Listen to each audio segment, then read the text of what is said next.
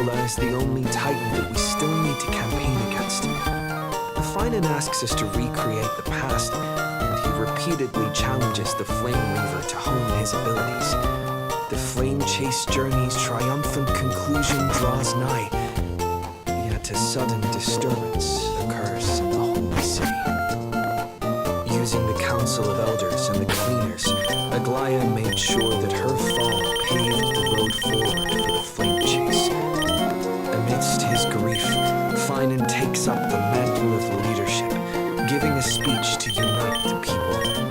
Cypher also returns on a mission, promising to protect Kefali's core flame while the Flame Chase party is away from the city. With the help of the Twilight Courtyard's last descendant of the sky, Hyacinth, the party ascends to Aquila's flying fortress. Hyacinth resolves to fulfill the duty passed down over generations of her family, only to discover that the glorious feat of Seliosi the Day Thunder Knight campaigning against Aquila was nothing more than a blood-stained lie. At the same time, in the city of the dead dragon's bones, Cypher contends with the Flame Reaver who comes seeking the core flame. Though she holds out for some time, she is no match and is slain in the end. But she had already given Kefali's core flame to spirit thief Bartolos, ordering them to wait for an opportunity to deliver the core flame to Finan and the others. The Flame Chasers fight together to defeat the Sky Titan, which has become a combined being of the god and the mortal. As they are trying to escape from the Eye of Twilight, the Dawn device suddenly goes out, and Hyacinth is forced to return the core flame early and remain in the sky to bear divine authority, becoming the protector of the people. Following Cypher's death, the divine power of trickery dissipates, and the 1,000-year dawn of Akama that is sustained by her lie comes to an end. The Holy City is met with the merciless invasion of the Black Tide as the powerful Flame Reaver moves in ever closer. At this moment of crisis, Mighty, Castris, Trebi, and Trinan, Cartonis, the Holy City Guards, and Don Hung all lay their lives on the line so that the Deliverer would have a chance to complete the mission. After making sure that I would remain safe, Finan enters the vortex of Genesis alone.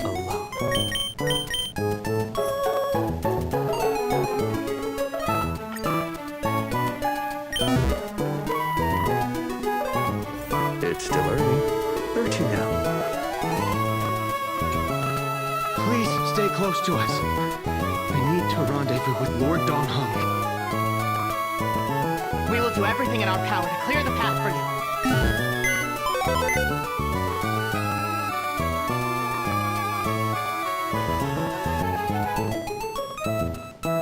There he is!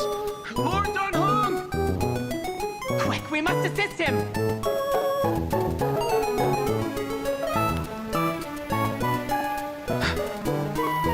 What are you doing here? Where's Finan?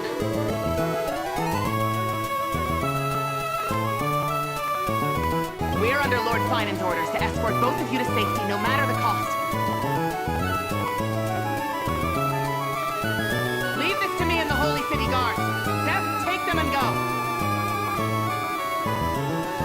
Wait, Namazani! That black-clad swordmaster. Something seems off. At some point earlier, they suddenly froze in place, not moving at all. Like some kind of omen. Right. We don't know exactly what's happening, but retreating is the safest choice right now. I don't know which demigod graced us with this miracle. Please, come with us. Finan, is he going to be all right? Believe in his resolve to save Akama.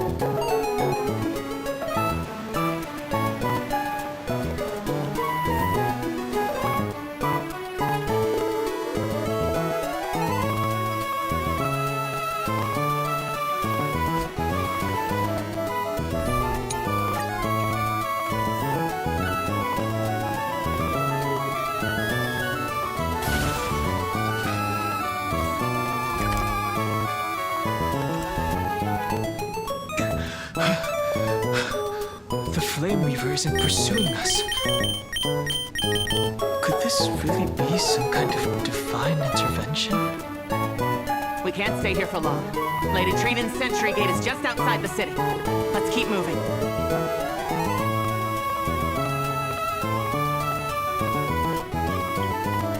I feel the same. Someone should stay and help find and complete Aranova. For now, let's get back in contact with the Express and plan our next move. That's the safest course of action. We need more information. On that note, I have a proposal. Who's there? I hope to convey a message to the two nameless. Mr. Screwlum? Who are you? Stand down. I order you to maintain a distance of 10 paces. It's okay, guard. This one is not our enemy. It has been a while, nameless of the Astral Express. I'm glad I arrived in time to stop that black-clad one from harming you further. So it was you.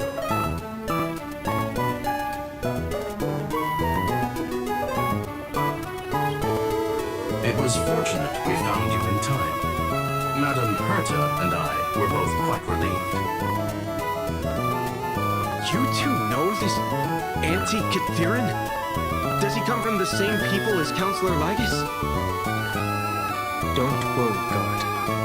This gentleman is an ally of the Trailblaze. Would you mind giving us a moment to speak in private? Of course. We'll wait nearby. Please, stay safe.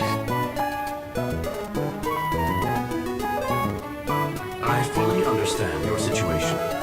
For now, the only thing I can do is temporarily freeze that black-clad one in place. Time is limited, so I'll keep this brief. The place where you stand, Amphorius, is a world constructed from data and memory, an experimental field of a certain eon. And now, this isolated sandbox world is rapidly falling into a third path. Destruction. Destruction. Conclusion. If Amphorius continues unchecked on this course, a Lord Ravager will complete its evolution and metamorphosis and emerge from the surging tides. The cosmos as we know it will suffer irreversible consequences.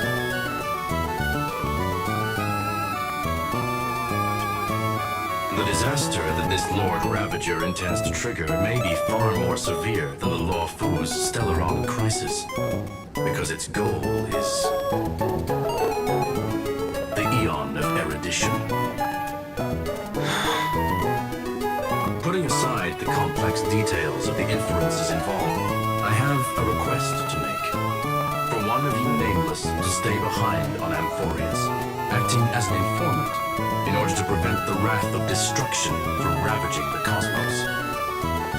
This world is enveloped in a firewall that defies explanation, and the flow of time here is also different from reality.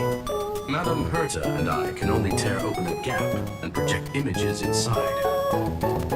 However, the accidental crash landing of the express car notwithstanding, both of you were able to successfully land here.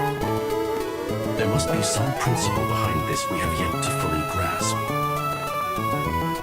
It will take time to uncover the reason.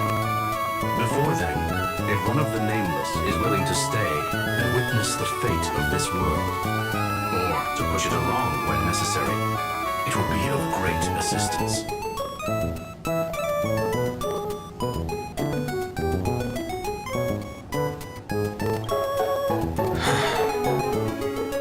Mr. Screwlum, I believe you. So I only have one thing I'd like to confirm with you. As Amphorius is already facing its end, how can we guarantee the safety of the person who stays behind? Look at this, if you would. This curio is called a chronocognitive anchor. The two of you may view it as a kind of space anchor in the world of erudition. As long as you carry it with you, your individual data structure will be protected and will remain unaffected by the influence of digital tsunamis. When required, it can also serve as a bridge for communications between the internal and external world. Of course, it is not Curio unlimited uses may only be held by one person.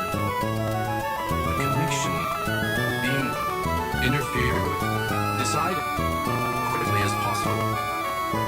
2 final messages. 1. Intellectron, named Ligus, possibly the primary culprit behind everything. 2. Bertha discovered a clue. Miss March has already been drawn into Amphorius.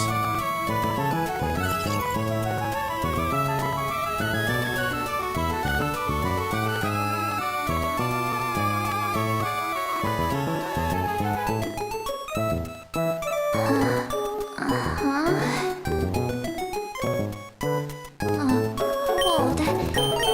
It's freezing. Hold on. Am I dreaming? This is way too strange. Everything's spinning. I can see webaboos flying around. But I was literally just talking to Himeko. How did I... When did I... That's it. He warned me about this place right before Klipov glimpsed him. Oh no. Have I accidentally walked onto some weird path? Have I done something crazy without remembering? Unless forcing Pom-Pom into new outfits and borrowing Mr. Yang's shoulder massager counts. Hold up. No way! Stepping onto the path of elation can't be this simple. Right? Child of the moon. Step forth into the depths of the path space. Who's there? Hey, cut it out. If you're there, just come out and talk, okay? You're freaking me out. I can't even think straight. Hold on. Is that a gate? Cast aside your fear. Step forward through the gate of memory. The voice. Is it showing me the way out?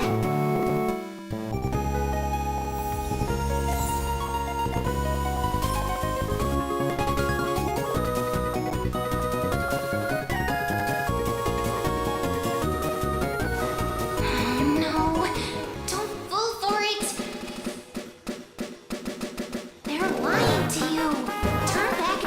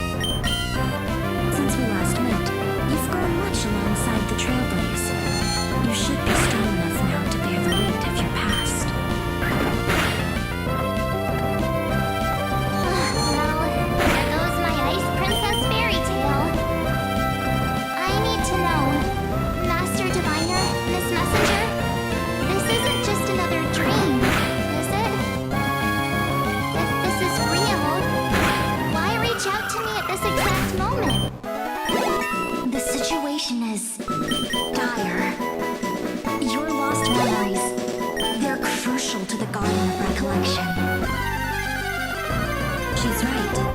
The Garden of Recollection's existence hangs on your memories. The Garden of Recollection. You may not want to sacrifice anything to preserve the garden for now, but in time, you'll understand. Your destiny and the path of remembrance are extremely, closely intertwined. Now go. So, I just walk through that gate? This way, March. Your past awaits beyond the gate of memory. Stop! They're just mimicking people from your memories! That voice again. Don't let those bad people deceive you! The gate. Now it's you two?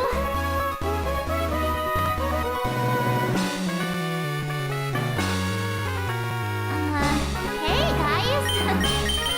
What are you doing in a place like this? March! There you are. Finally.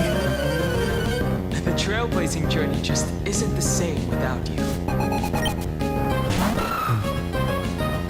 Traveling's no fun without you around.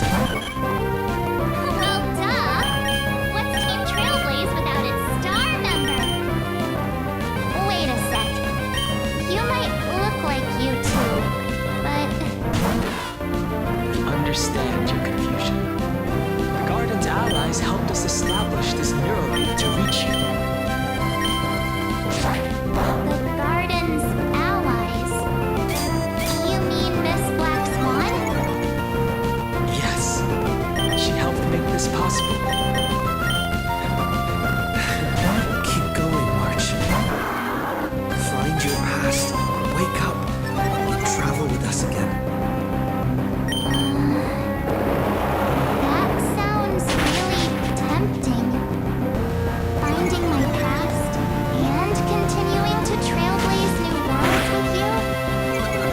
Trust in yourself, March.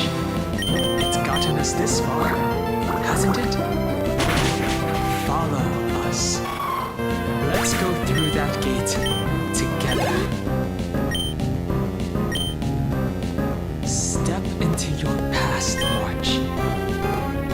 Find your true self.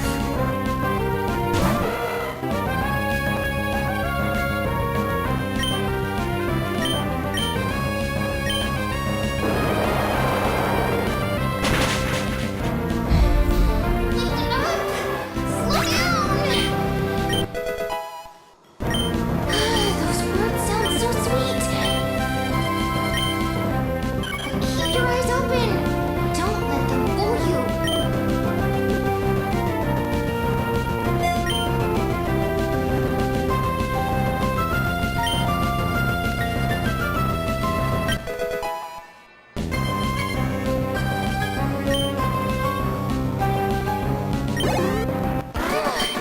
At last, I finally caught up. Hey,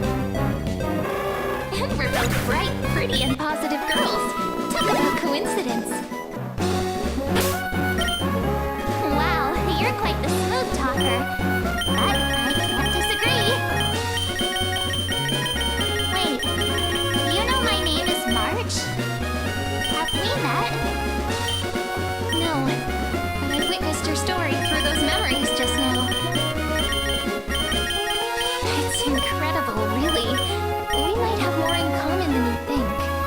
I know exactly what you're going through, which is why I don't want to see you exploited or hurt. You know what I'm going through? I know because I've been exactly where you are. This empty space has been my home for ages. I barely remember what time feels like anymore. But there's something I'll never forget. Trust me, that gate won't give you what you want.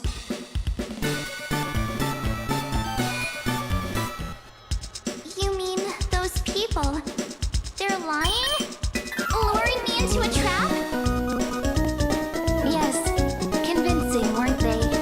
They've studied your memories, using your deepest wishes against you. How dare they manipulate a young girl's feelings like that?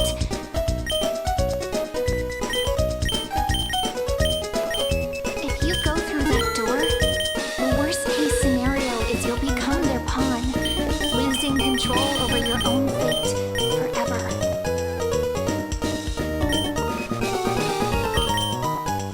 You've seen what's on the other side? I may be stuck here with missing memories like you, but I still recall fragments of my homeland where I grew up. That door leads to Amphorius. Trust me, it's anything but welcoming. For ages, I've watched people walk through that door. They couldn't see or hear my calls. The voices beyond always promised safety, but I've never seen anyone return safely. So I had to try and stop you. To be honest, I'm not sure what to believe. But the fact that you're here, putting in all this effort to warn me, that means something. Tell me, Cyrene, how can I return to my world? It's really easy, actually. Just turn around and walk away from this place. The ghoul will not be trusted. Through the door, save the garden. Both of you, children of remembrance. They never give up, do they? But don't let them sway you.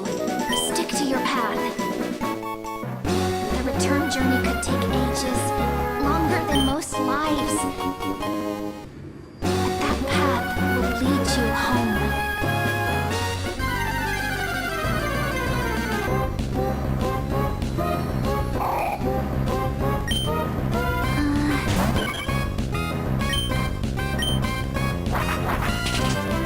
Thank you, Cyrene.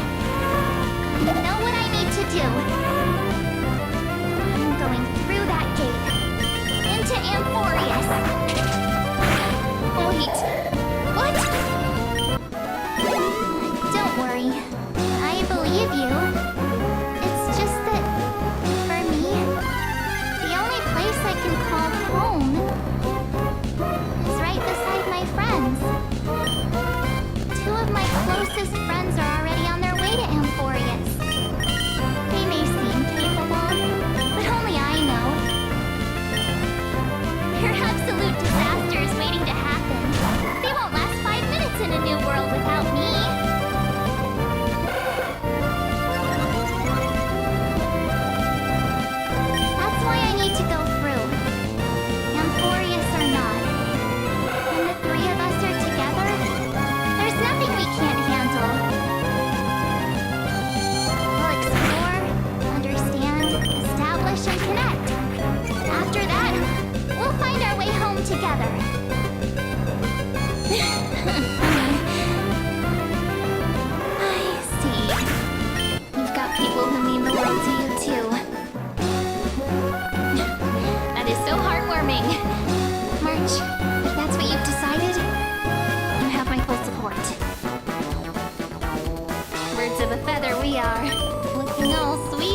innocent, but with hearts of fire.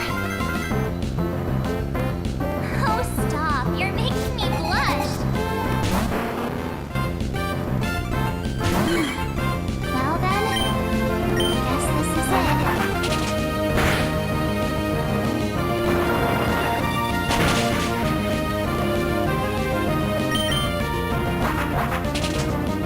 Do you think we'll see each other again? Who knows? But don't worry about me. After all this time here, I've grown quite used to chatting with my imaginary friends.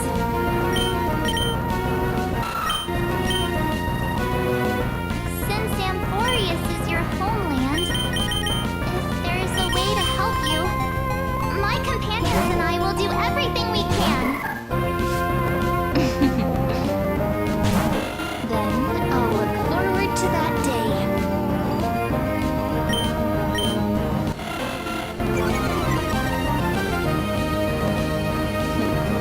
Your story awaits, Mons. Make it an epic one.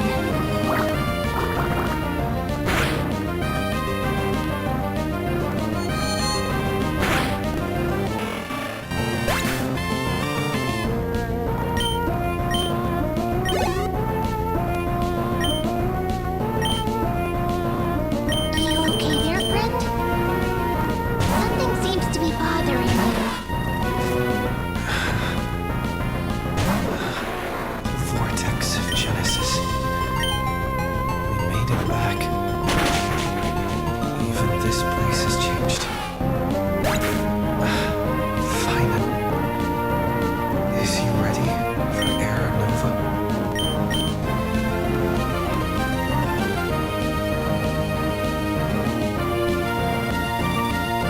Yeah, we've come such a long way. If what that machine gentleman said is true, if Amphorius is destined for destruction, then I'll stay by your side until the very end. Like how you and Don Heng treasure the Express. Amphorius means everything to me. Right. Time to see the last core flame restored.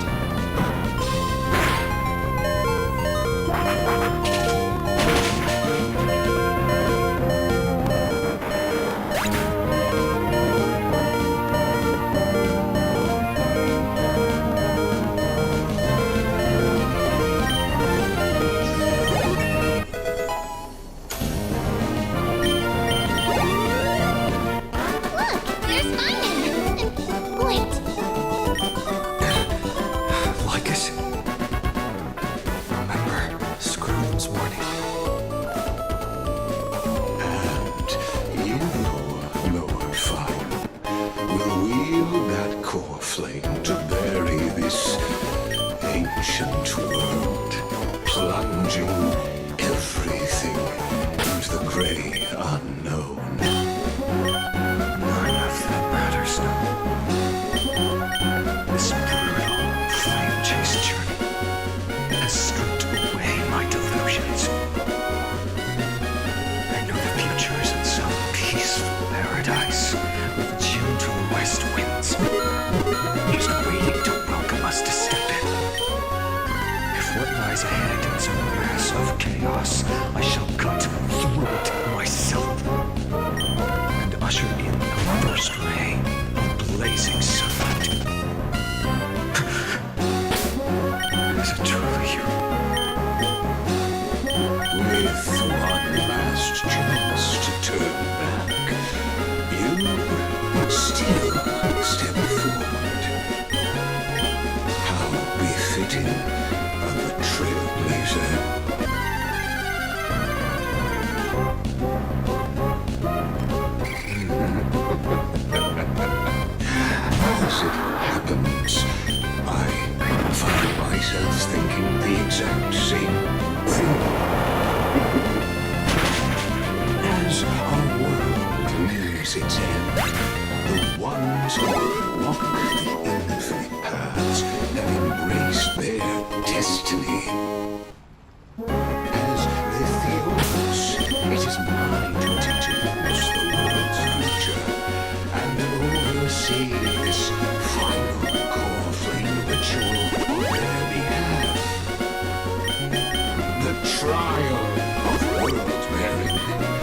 ritual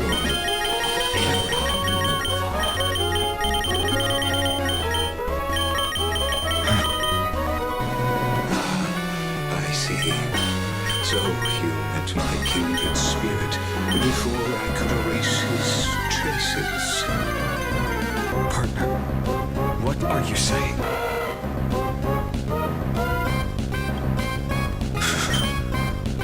I had my suspicions.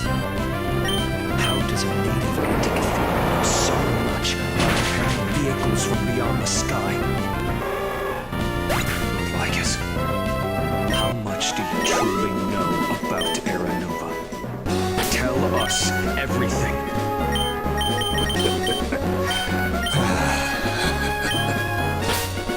Very well. I need no longer maintain this Theros masquerade. You seek truth, O Feynman, and truth you shall have. As you know, when the old gods fell, some had to bear their broken pillars to fill the vacant seats. Those who would assume divine authority must prove themselves through trials. Yet, for Kephiles' demigods, the possibility of overcoming the trials has forever been non-existent. For the world-bearing trial is a divine duty itself. Bringing forth the Era Nova and bearing its weight is an endless wave, ceasing only upon collapse. Precisely. The Era Nova ritual is not something that can be completed in an instant, no, but a long and arduous journey. Now the sacrificial joys of our demigods conclude soon. Carefully must shoulder the gods' cornfields, bear the mirrors of our worlds, and stand unwavering until the next world, when the black tide consumes the bearer and all that they carry, leaving nothing behind. Unless their core flame finds a new bearer. The holy flame that illuminates all worlds rest in your hands. All that remains is one choice. Nurture it, pass it on to future generations, or extinguish it here and now. Together, the fate of all worlds rests in your hands. Enough testing. I've made my decision. Before I ignite the dawn of the next world, you need to promise me something. Two things, actually. Speak your terms. Promise me this. Professor Anax's vision of the new world is absolute. The world will be reborn from my memories. All souls, living and dead, will return as the first humans, unchanged from their past lives. And my friends, fallen demigods, they shall transcend the cycle to become new titans. Our heroes shall not have died in vain. Of course. This I can guarantee. Good. The second one. Promise me that the Trailblazer can return safely to his homeland, unbound by Amphorius' laws. My apologies, but I cannot promise this. As you mentioned, he now bears the Time Titan's authority. His bonds with this world run too deep.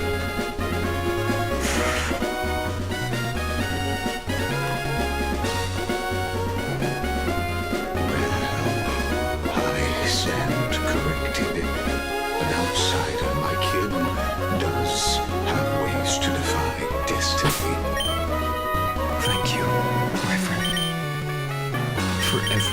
done for this world.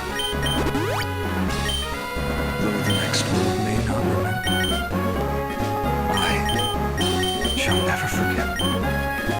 As the Theoros, I declare, Amphorius has determined. Step forward, heroes. Follow her path and see it through.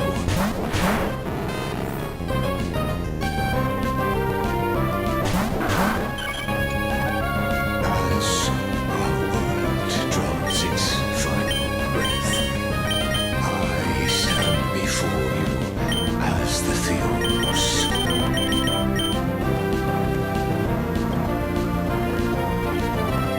Allow me to introduce myself. I am Lycurgus, once an honorable of the Arcanal Council. As the Theoros, I have sworn to watch over and protect every citizen of Arcanum until the very end. Of course, that alone won't satisfy your curiosity. So let me share something. Something that means little to Euphorius, but everything to a traveler like yourself. I, like Chris, am one of the Erudition's many paths triders. Through me, Noose keeps watch over this river, working to save Euphorius from decay.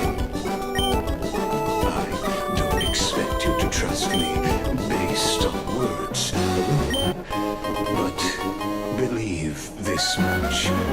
When you look at the bigger picture, we are walking the same path, you and I.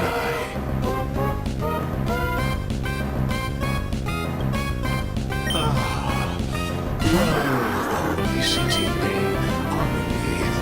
I am but a humble speck before the cosmos.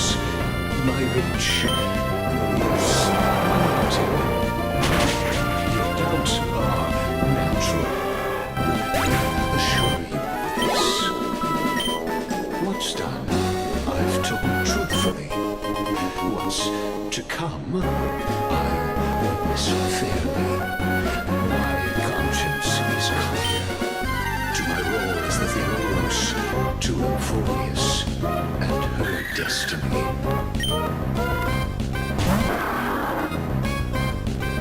I believe all synthetic life shares a common source. We are children of the universe's eternal mathematical law. So, you see, the answer is simple. That brilliant mind is my kindred, a brother, if you will. The world will be moved by your sacrifice, Trailblazer.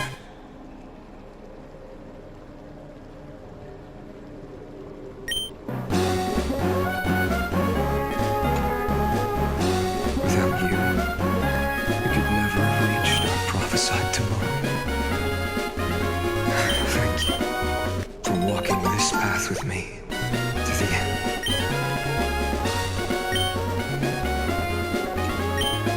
Behold, oh gods, Amphorius has achieved her victory, and the Era Nova approaches. The radiant soul has arrived, having walked through the bustling house, bearing the golden fire and blood, stepping with pride into daylight.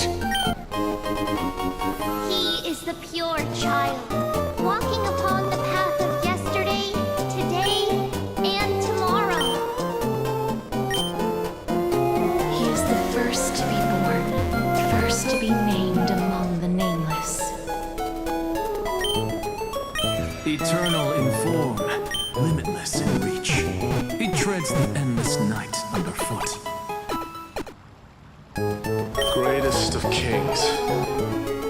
protector of the displaced, raising humanity's children above their adversaries. A firmament of molten gold courses through his very bones and flesh. The greatest of schemes reveal against his breath and words.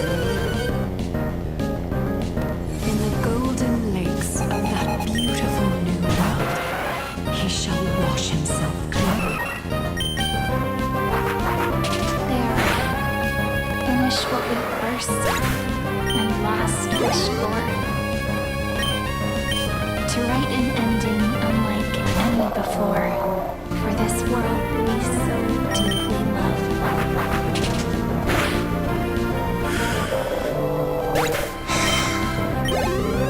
Come, partner. Join me. The time has come for us all to face oblivion. Or embark on one final grand journey.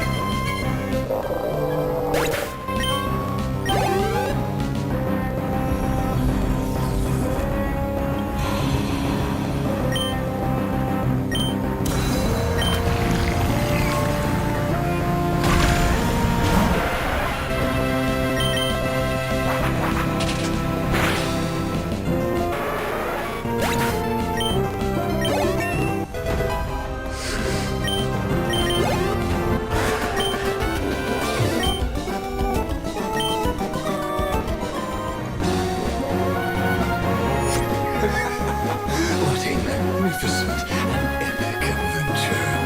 The hero's journey reaches its end, and the truth behind the Aeronova is about to be revealed. Is that truly the case? Here, as the Theoros, allow me to humbly request that you find a moment to listen to what I have witnessed.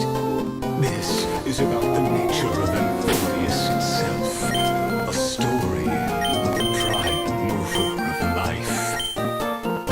My, what a broad topic this is. Where shall we start? Got it. Let's start at the very beginning. The Big Bang, the birth of particles, the emergence of all things. Just kidding. What I mean to say is that time, space, matter, all concepts exist solely because we perceive them. This is called the erudition. Without it, the universe would merely be a chaotic book written by chance yet unread by anyone. As your acquaintance, Lord Anaxagoras, suggested, everything Amphorius exists through spores, living in the memories of those yet to come. Oh, how beautifully it aligns, revealing universal truths in such simple terms.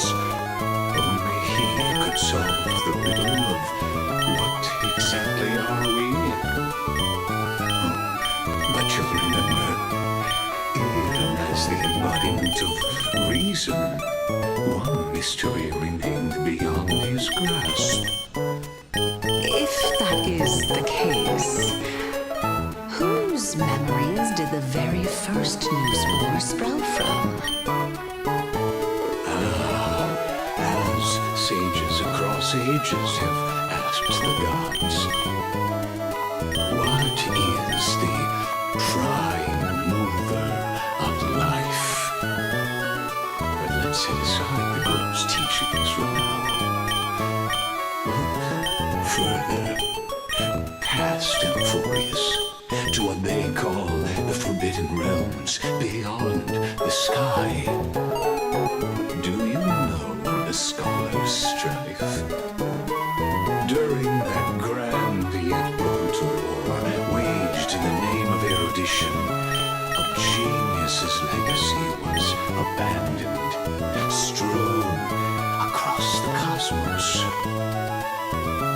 the sectors, a macrocosmic computational array beyond mortal comprehension.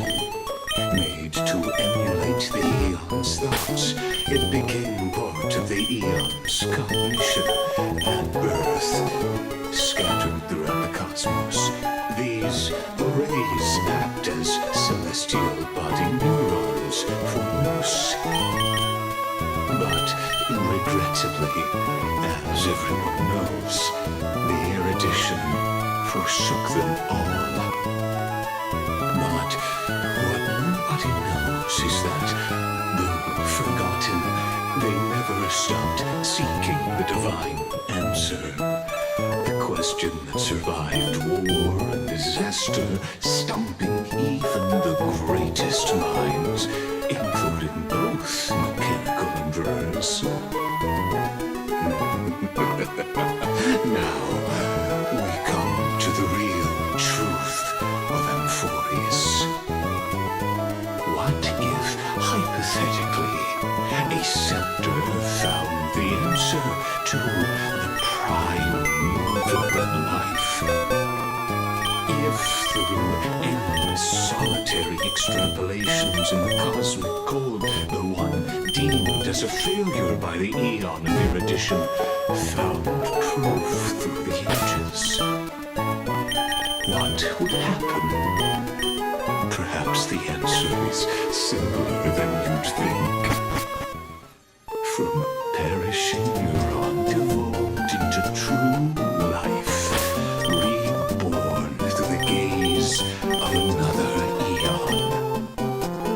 This is a tale from the distant past, unknown to all, even unheard by the greatest geniuses. Now, let's leave the Scepter's story here, returning to where we began. What is the prime mover of life? Actually, you know the answer better than you realize. It's been by your side, accompanying you throughout this long journey. Right now, it awaits you ahead. In that brave new world, beyond the end of Genesis.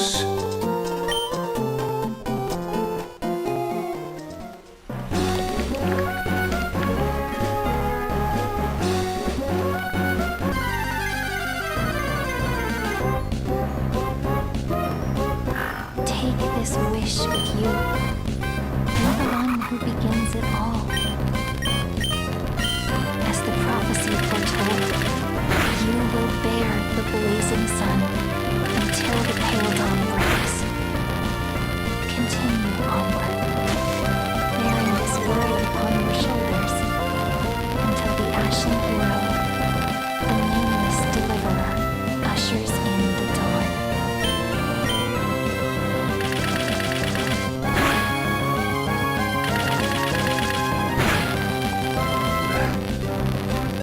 Such an odd dream. Strange. Like I've dreamed this before, but it all slips away when I wake. And my voice remains. Who was that?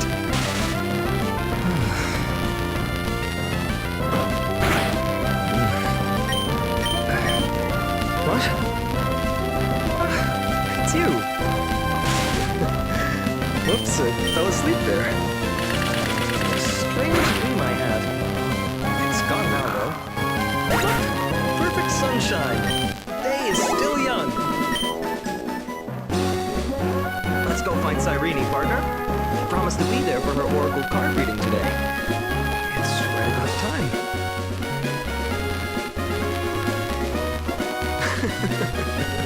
Looking at you, someone's still half asleep. Tell you what, catch some fresh air first. I'll hang around here.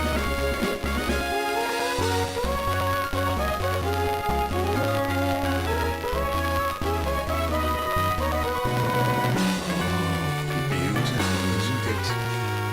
This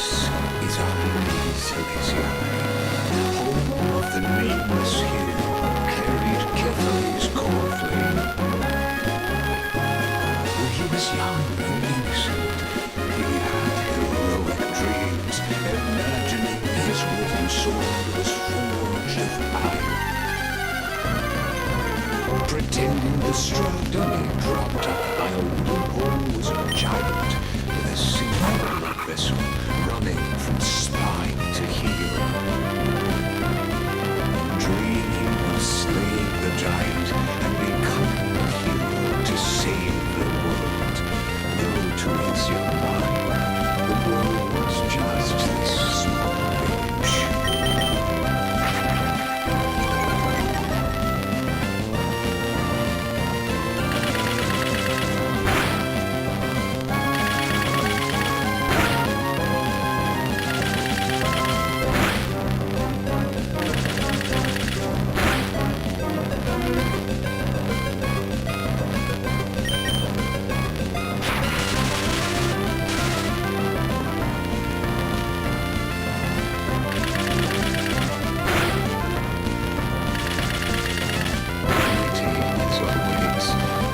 This is more than just these are his first memories.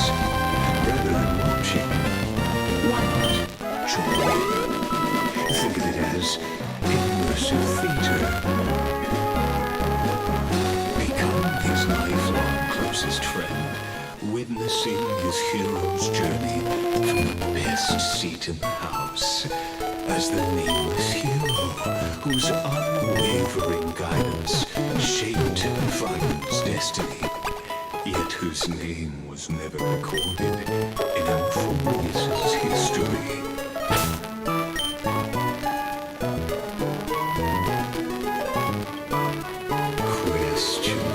Questions.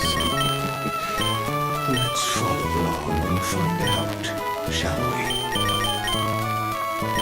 Many mysteries lurk in this village beneath the veil of Evernight. Your questions will find answers as the story unfolds.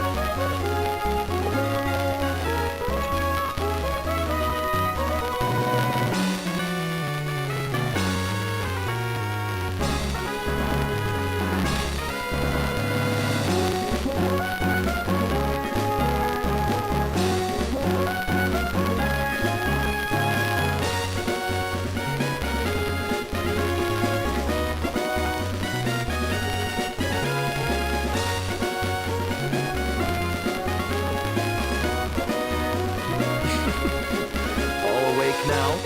Great. Finan! Show me how to use a sword like you do! Hey, Finan! Where are you headed? No Cyrene today? That's exactly...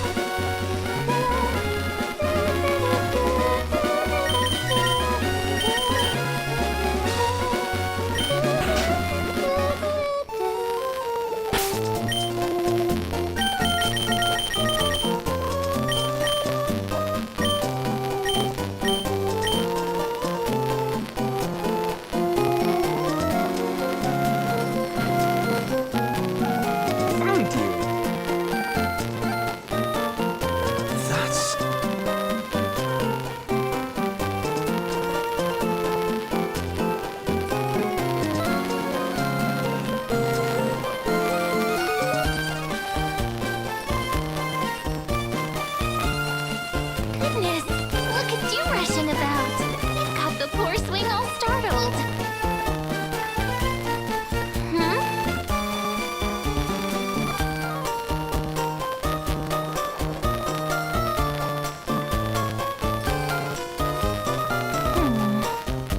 There's something oddly unfamiliar about this.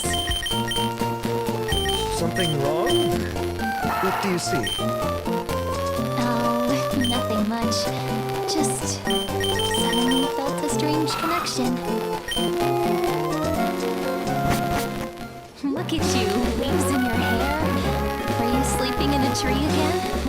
Or was it the wheat fields this time? At least brush yourself off before wandering around. Come on, I'm not a kid anymore. You're the only one who still treats me like one.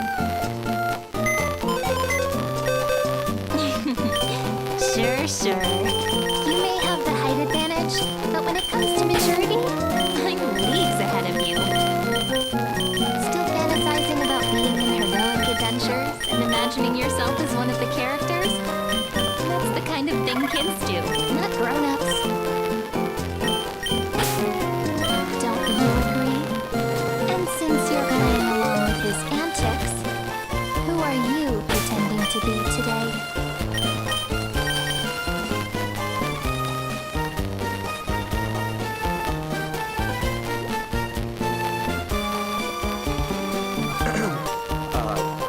Today, he's going with Invincible Galactic Baseball. Switching roles again? What happened to being the valiant hero from a distant shore who made that solemn pact to learn the sword? Spare me. Can we not bring this up? Speaking of which, what about those oracle cards? We haven't done divination in forever. Why the sudden interest? I was just about to tell you. Earlier, when napping on the swing, I had the strangest dream. There was this mysterious voice in my dream, calling out for something. Wait, you had that dream too? Yes. You too? That would explain this lingering sense of unease. Which made me think of those old oracle cards I used to play with as a kid. Though the Ornyx prophecies were always hit or miss. Yeah, all the kids would get so excited drawing cards like ruler or warrior, but no fits over devil or drunkard. If you just redo it when you don't like the result, what's the point of divination?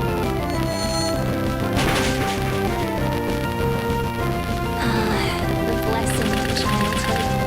Believing the gods might not notice our little corner of Albi Silicii, willing to let our small deceits slide.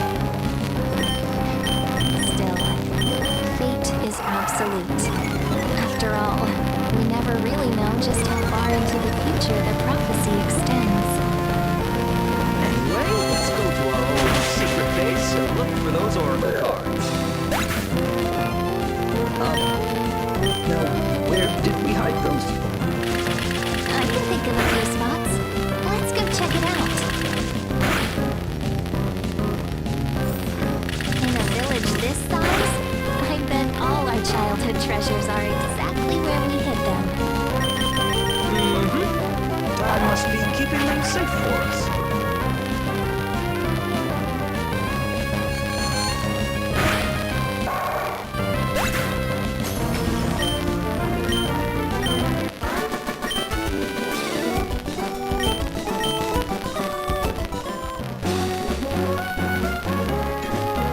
It's mine! I caught it fair and square! You did not! It's mine! Finan! Cyrene! Come quick! Look at this huge bottle I just caught! Give it here! My bot, my cat! I only let you borrow it, remember? What's got you two so worked up? Here, show me.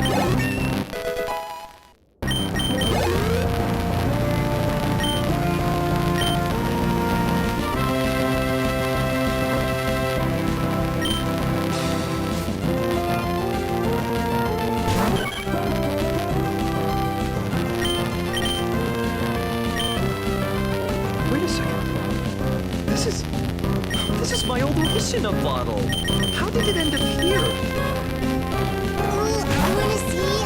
What did I find and wish for? Not happening. This stays sealed.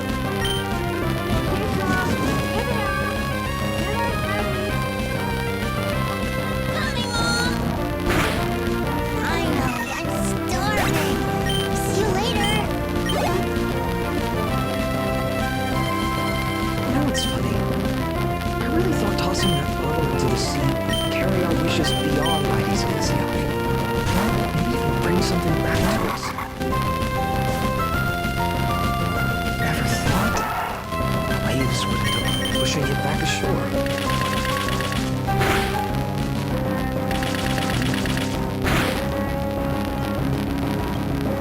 Ah, well, that would explain it. What a shame.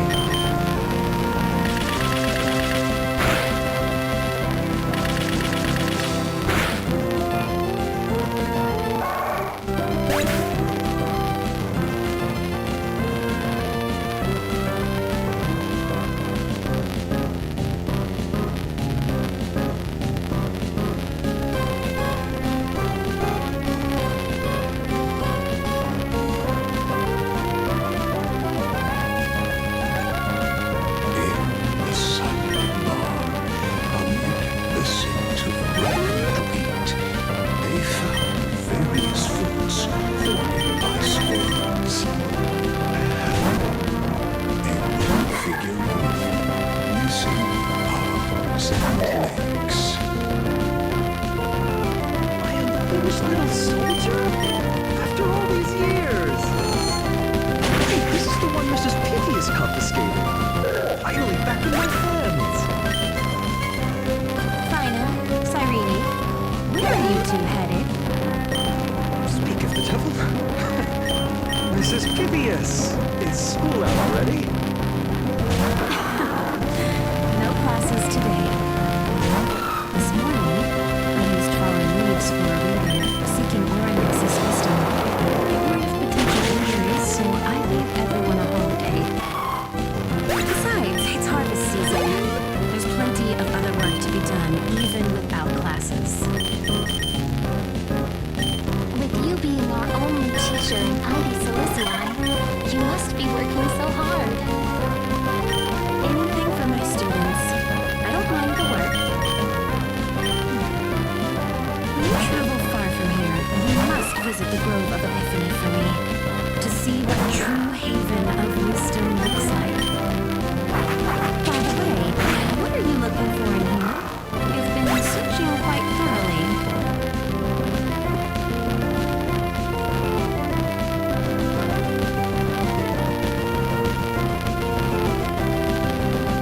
Is this a toy? Really now, aren't we past the age for these? She doesn't remember, huh? Oh, this little soldier's coming with me? All right then, I should be going. It might rain tonight, so don't stay out too late. So this is where the wooden figurine you carved during class ended up. And here I thought I knew all your hiding spots. To be honest, I'd forgotten all about it myself.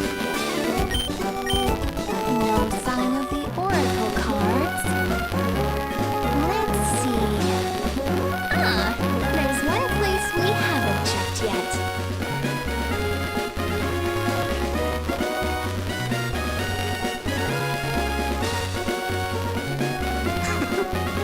Those were the days. We always meet either by that statue in the village or right here. Right? And I remember you never used the front door when you wanted me to come play. You always climbed over the wall. You were such mischief makers. Just like a certain someone who has a habit of showing up unexpectedly. Right.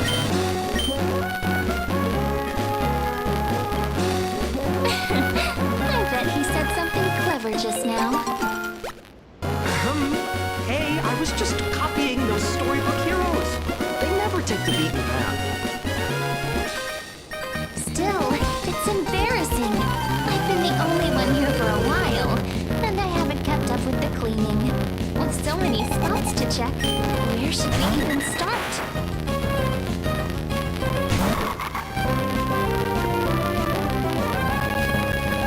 Come to think of it, I haven't checked the roof in forever. Worth a shot, right? Alright, let's split up. I'll handle the yard, you check the upper floor. What the views like from up there? Worth checking out. Leave this to me, partner. I bet who finds the oracle cards first.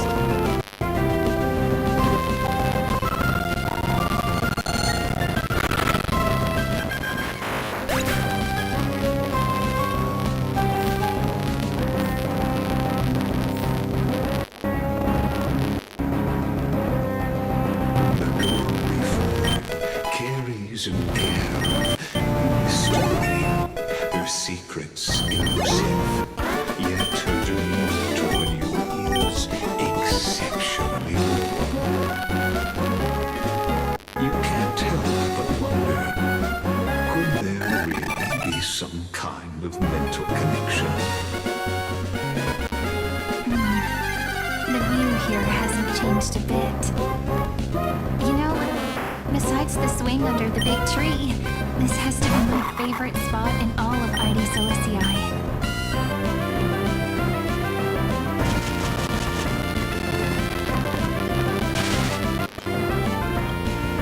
You can't help but want to hum one of those old songs we used to sing. Why do leaves and branches grow? Which way does the wind blow? I always said I'd become the next priest of time, just because I heard prophecies as a child. But here's the thing. The more divinations I do, the more doubt creeps in. I want to believe the prophecies, but actually leaving Ide Silicii.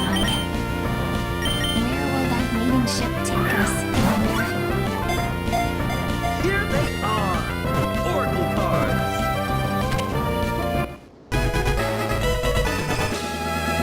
I've captured it all in my heart. This view, and most precious of all, my childhood friends. There we go. Looks like the gods do listen to our thoughts. Here it is! This is the box where we kept the cards. But the cards are gone. Who could have taken them? Huh? What's this underneath?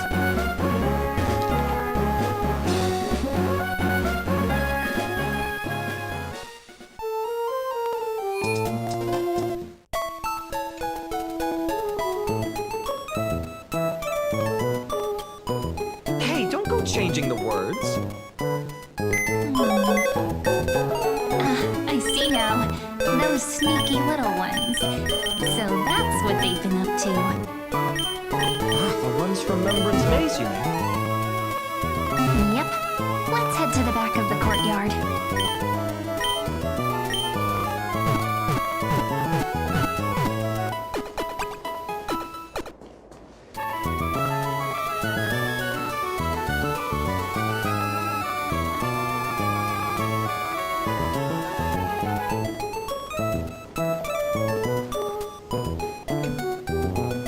The entrance should be around here somewhere.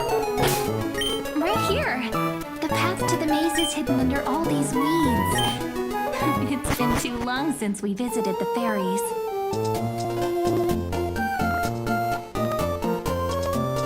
Did you forget? We used to visit them all the time when we were little.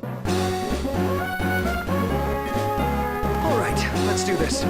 These weeds need to go.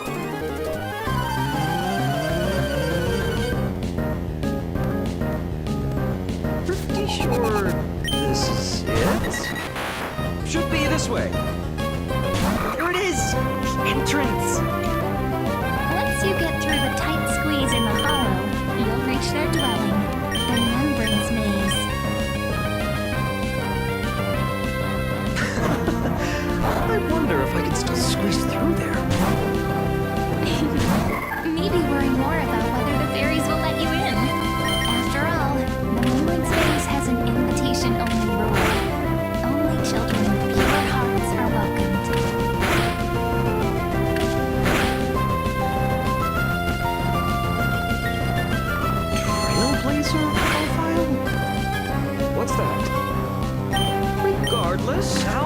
try getting through the hollow first.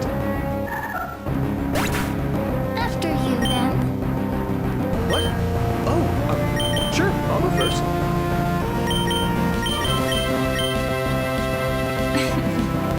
So hasty, as always. Looks like it's just us now. Care to finish that chat? To be honest, from the moment I saw the cute note left by the fairies, my intuition became even more certain.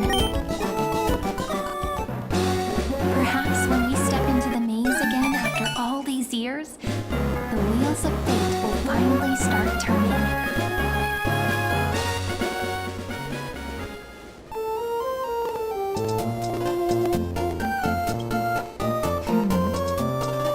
What if I am?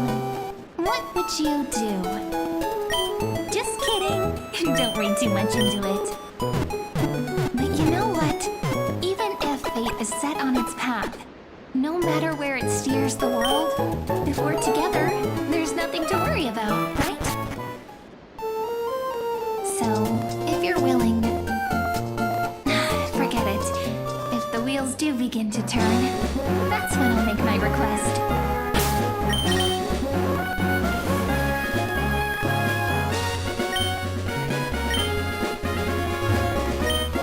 I made it! Oh, that wasn't easy. I can't remember the last time I came here.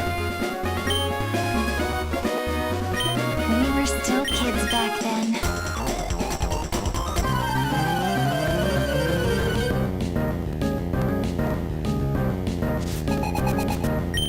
Wait a minute. Are you?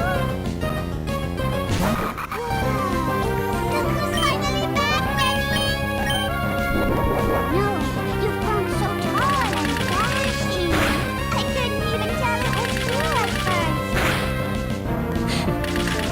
We had to grow up. Sometime. But look at Rini. She hasn't changed one bit. How fascinating. Perhaps I'm like you, Rayna. Just another fairy of the maze.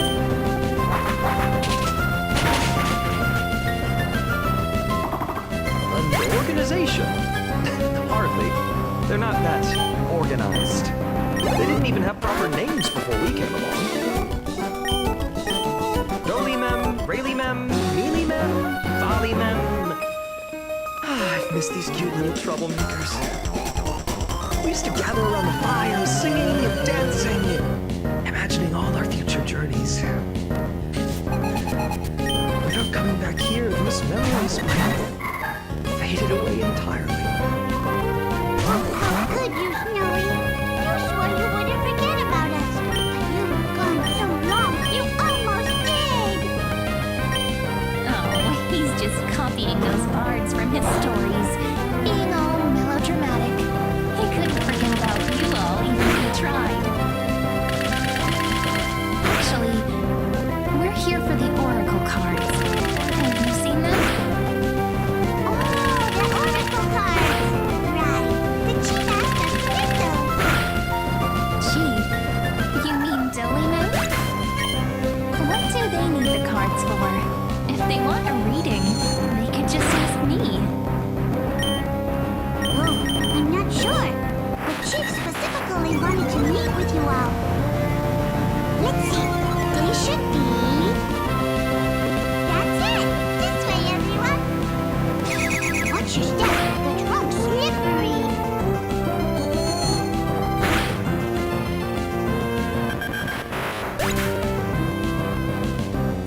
Gee! Radiance! Why do leaves and branches grow? Which way does the wind blow? In remembrance maze depths we seek to find the answers future left behind. Welcome back, my dear children.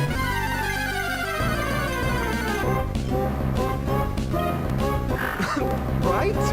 Though Dolimem always says they're just songs, not poetry. Oh, Chief, you haven't changed a bit. Still so full of life. Oh, no need to fuss, my child.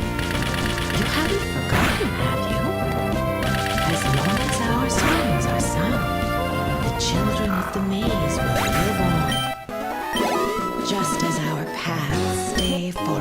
linked.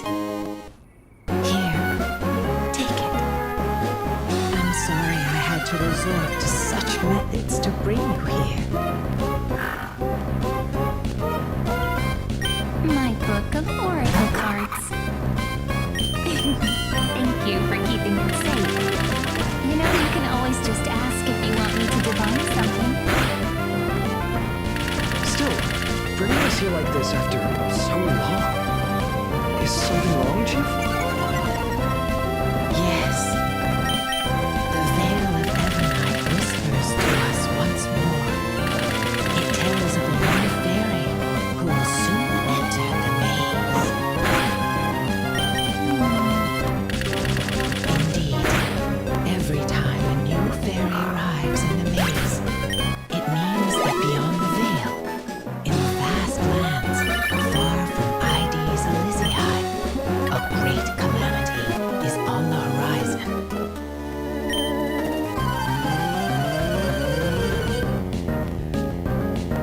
But if that's the case, our journey... Will have to be cancelled. If disaster's coming, we should stay in Ides Elysiae just to be safe. We weren't planning to be gone for long. Just enough time to hone our abilities. Finan would train in Castrum Kremnos, while I would seek the Fate Titan's blessing in Yanisopolis. Then we'd return to Ides Elysiae to help keep our village safe. It's okay. I can still practice my swordplay here. Some things you can learn on your own. Well, probably. That's not very convincing. Here's a thought. Let's have Cyrene do a reading. If fate wishes to show us its path, we might find some peace of mind. But what if we don't like what the cards tell us?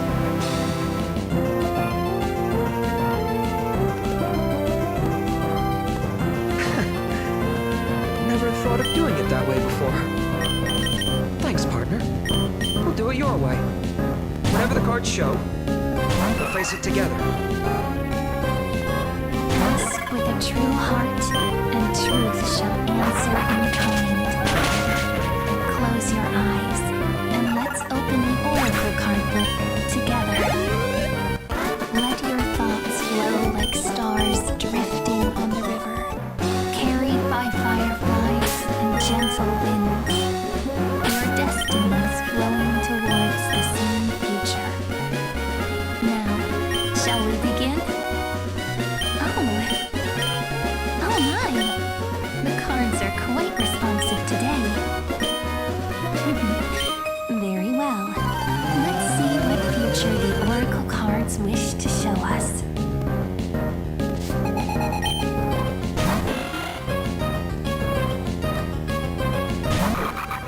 Behold, the weaver.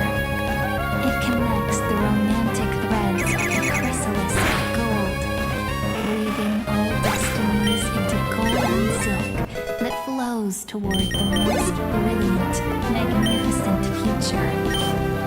The dance of thread and blade set the stage. So shall it end as gracefully as it started. Such elegance. The Gold Weaver must be of noble birth. Such high standing. I doubt someone like me could ever reach it.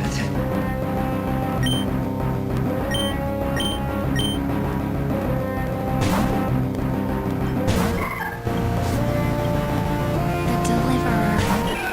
According to the tripartite prophecy, this card means absolute harmony and perfection. In fact, it's the only oracle card without a dark side.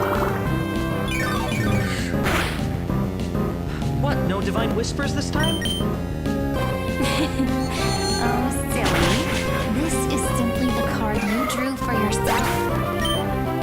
The slave village of Ides Elysiae, in just one fleeting moment, welcomed an array of legendary figures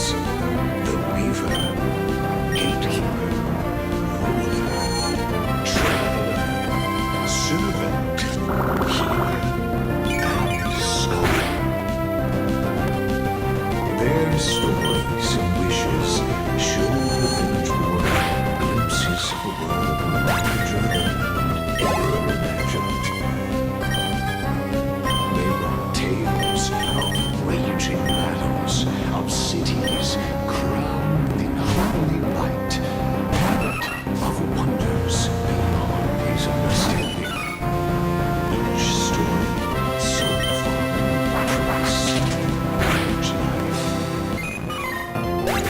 Once, these were just images on his friends' oracle cards, and yet destiny now stirs in resonance with the maze.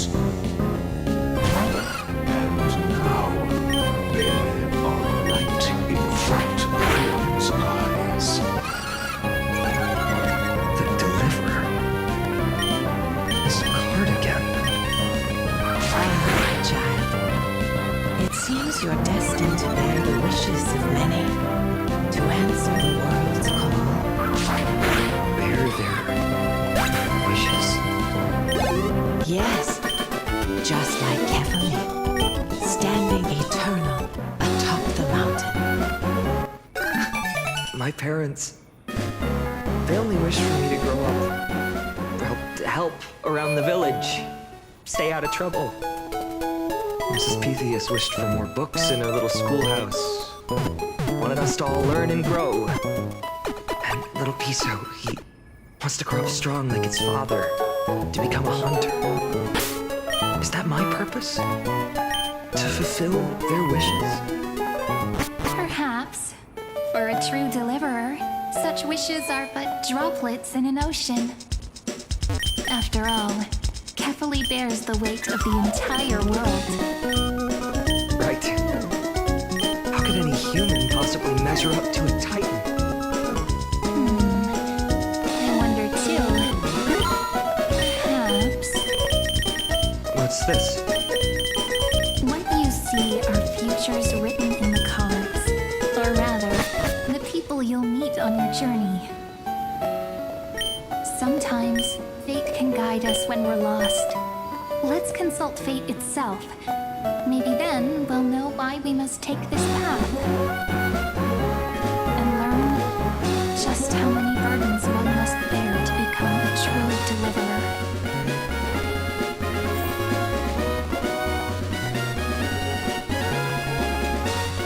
So tell me, has the uncertainty in your heart begun to fade? So many faces in my future. So many wishes. Still, why would fate choose to show us this path? What's weighing on your mind? Didn't you say disaster would strike Amphorius? If so, shouldn't Cyrene and I stay in Ides Elysiae? How could we possibly meet all these people?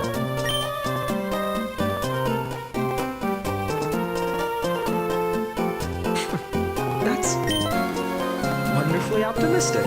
I like it. Cyrene, may I have that deliverer card? Of course. But why? Although those voices, visages, and wishes may seem far away now, I can't ignore the sense that something is calling me, bidding me to take a hold of it. Maybe its true weight can only be known once it's in my grasp. In that case, accept this gift. Oracle cards carrying time's wisdom, blessed by Orynyx. May they journey with you, become your memories, and spark rippling waves of change in times to come. I'll hold these words close to my heart. But now that I'm holding them, they don't seem all that different from ordinary playing cards.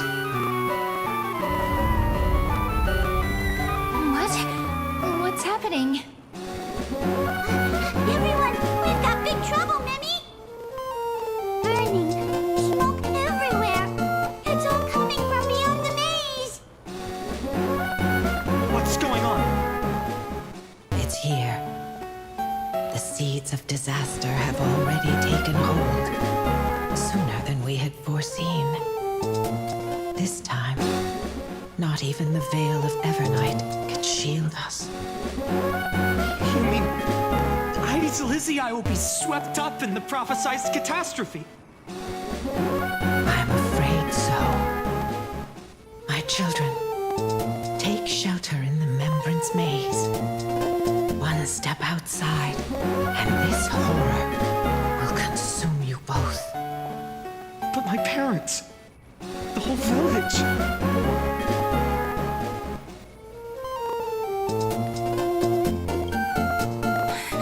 Are we facing the three titans of calamity? This is beyond any Titan, beyond any danger you could overcome with strategy alone. It's an unspeakable horror that twists all life into abominations that never bleed nor cry. Even Titans fall to its corruption, burning from within until only empty shells remain, knowing only death and destruction. The Black Tide. That's what this calamity truly is. It consumes all in its path, sparing none but the Membrance Maze. Not even Titans can. Yes. So please, don't leave this forgotten realm the gods abandoned. You are the first to uncover our presence, and the only two who can enter the maze. We don't wish for you to throw your lives away.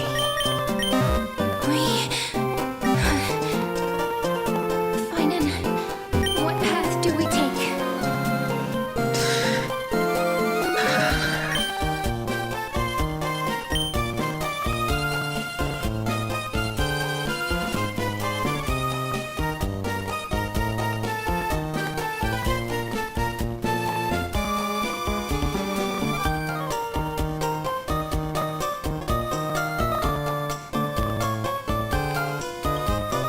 I learned the sword to protect those close to me.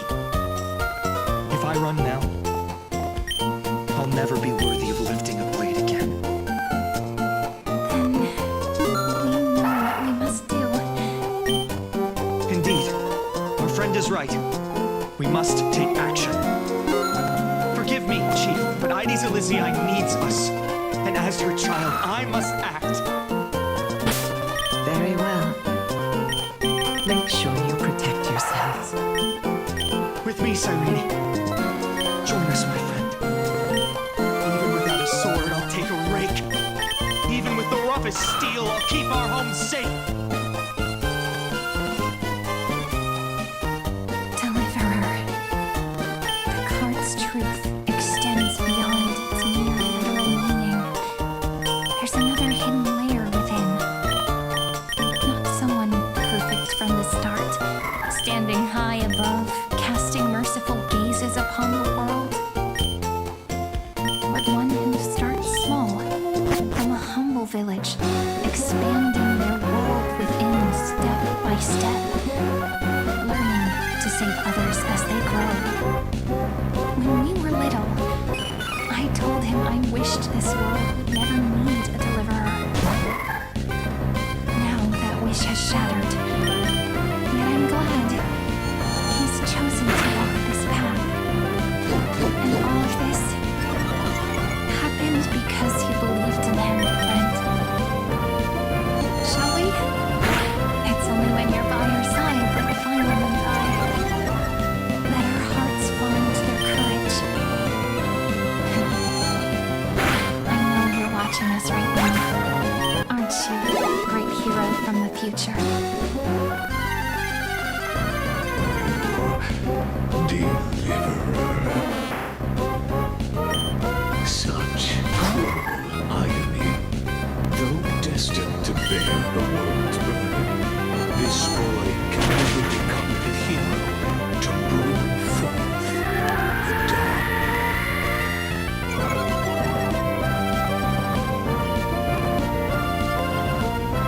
Follow their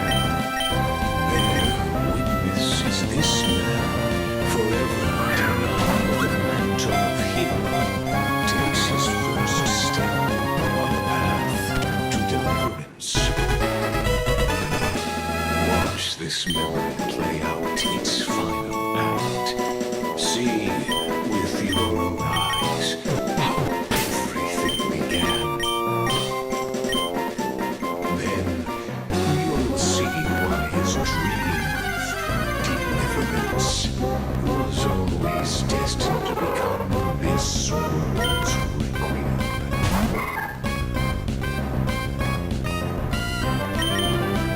A sun red as blood, root fields turning to dust, and in the heart of it all, a village aflame. In that moment, the boy stood what felt like the end of existence itself.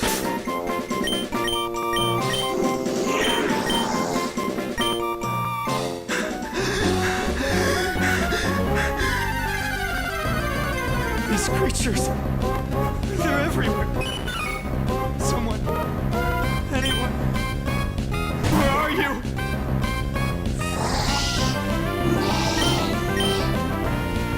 No, it can't be.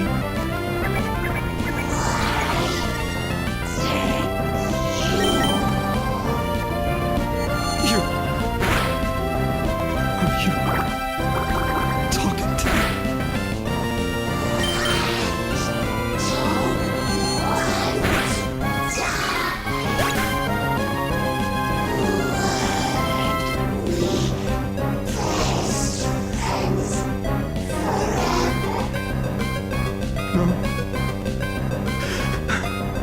That ribbon. Olivia.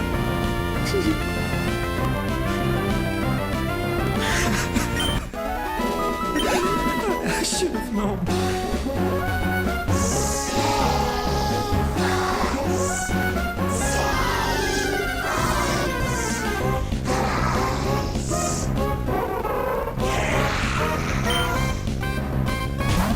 Please.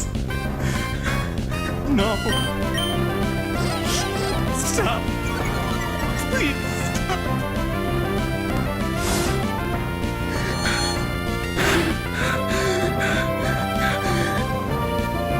Olivia. I'm so sorry. These monsters. They're...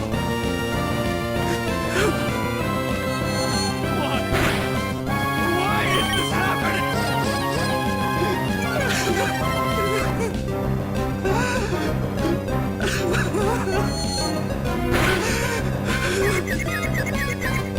When the black tide arrived, the weaver boy found resolve in his companions, and together they ran toward their first battlefield. For the future, the land of Amphorius will bear the marks of the hero's footsteps. With sword in hand, he would inscribe an eternal mark in the golden epic. And when dawn broke over scorched earth, a boy covered in wounds buried the dead one by one. His silence heavier than the earth he moved. His home, his past, his name, all buried beneath the soil. His feet carried him forward, over the pillar of stone, beyond the chalice of plenty, through the deadly thorns of the hand of shadow. He wandered without direction, like a withered leaf drifting in the wind. Through countless city-states, the smiling visage of the white-haired swordsman was etched into memories. Yet he did not walk without purpose.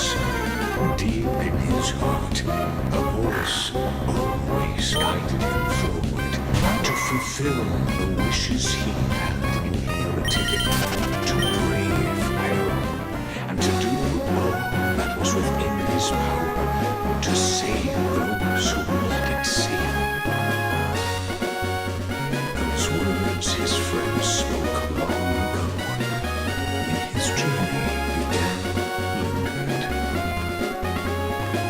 protect those who must be protected. The words were few, but they gave him all the certainty he needed. That's what it means to be ordinary and choose to be. Onward he walked until the call of the flame chase journey thundered across the land. In the vision painted by prophecy, humanity would triumph over the gods, seize the core flames, and ignite a new dawn for Amphorius. Yet losses are constant on the flame chase journey, where life too seems as small as a speck of dust. Only one who treats the world as their teacher can bear its eventual destiny. Are you prepared for such teachings? The voice within spoke, and he answered softly. No matter. My existence is of no consequence. When the golden people called, he answered, traveling to the holy city. There the elders met his warrior spirit, with nothing but scorn, condemning him to the plagues of derision. There was art coming, not the world, not even him.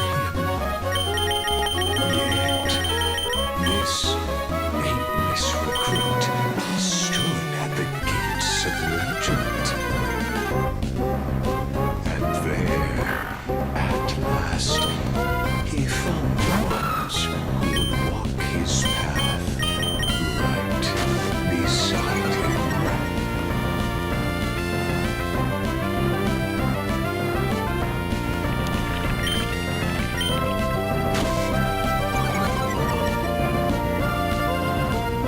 This is the abyss of fate.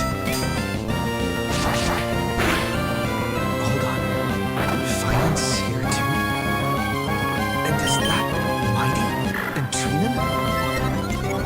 And now, Act 2 of the mercy drama unfolds. They're evacuating the temple. Why now? Are you insane? That blonde man is the crown prince of criminals. Mess with him, and every last person in the city could wind up dead. Calm yourselves. The Holy Maiden has everything under control. We need only wait patiently. Behold, it is the month of Gate, Light Calendar 4926. The crown prince of criminals, Mons, has led his forces to the gates of Acheron. As you know, though Mons was proud, he did not engage in needless violence. He challenged the elders of Acheron to a duel, not for glory, but for the rights and dignity of his people, to ensure they wouldn't live as second-class citizens in foreign lands. After Aglaya's mediation, he made Mons' challenge as the elders' representative. This duel was to change the course of the flame chase journey itself. So, as Fineman's most important companion, his lifelong friend, please continue to bear witness to his memories.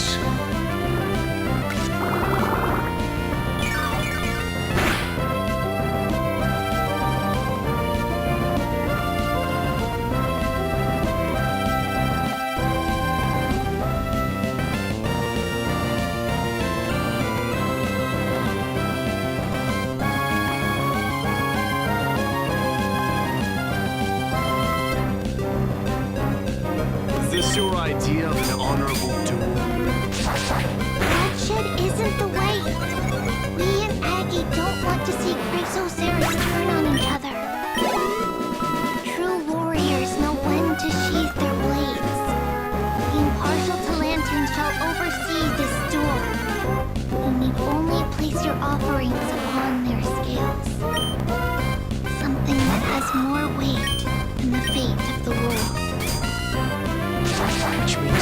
those who understand the world more than to carry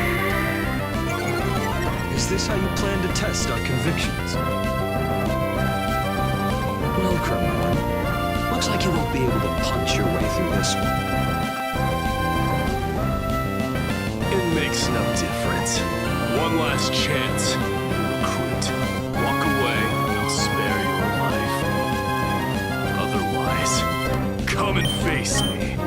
I'll give you a warrior's death. Hard to imagine once clashed like this. Holy Maiden, I can't help but feel like a pawn that has stumbled into some greater political game. Every hero was once a child, and every child must grow.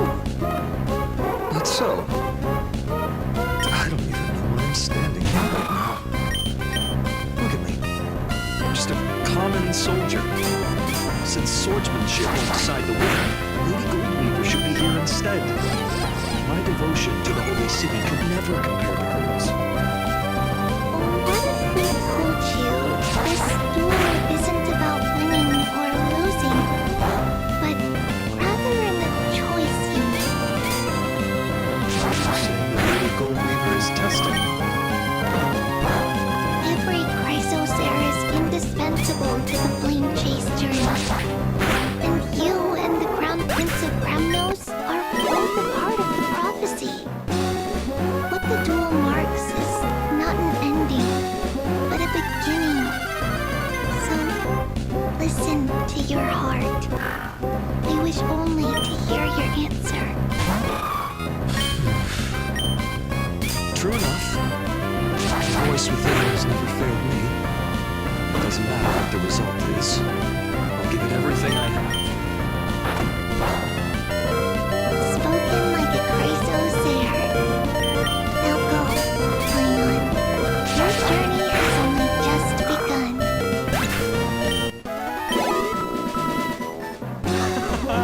That's right, comrade.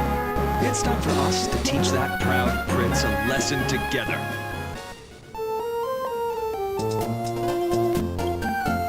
Me? With him? Don't joke around like that. Still, on the topic of the Temple of the Three Fates, here we are, at the Temple of the Time Titan. And I don't even know how Cyrene's studies are progressing. We haven't really had much contact since I set out. Still, I hope she's doing well. Anyway, let's go, comrade. It's not every day you get a chance to see Talantin's scales of justice. What's going on? Did you just say Cyrene's studying here? How is that possible? Wasn't she? Of course, Lycus disappears right when I need answers. Forget it. I need to catch up with Finan first.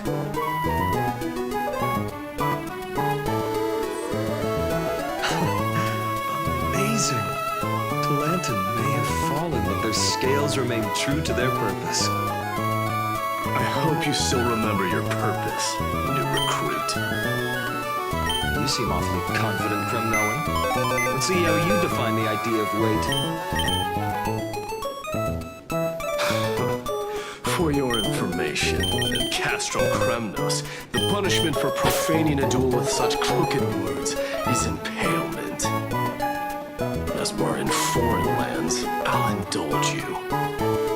The signet of Kremnos, the crown jewel of our people. That's my choice. A ring. Not just any ornament, I'd wager. What's the story behind this little treasure? Don't push your luck. Think I'd pour my heart out to you? Just know that Kremnos' 1,000 years of glory could bring a titan to its knees. Let alone a nobody like you. So to him, glory and his people outweigh the entire world. And the very destiny that Mighty himself will eventually shoulder.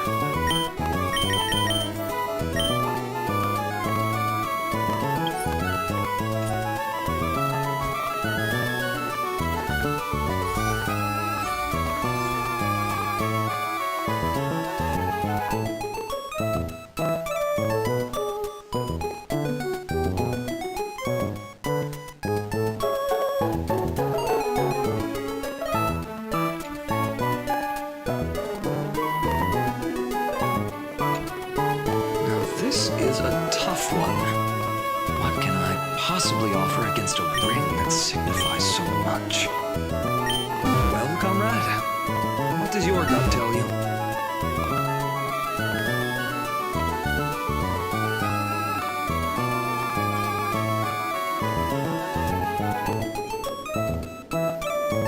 This sword has been with me through every battle.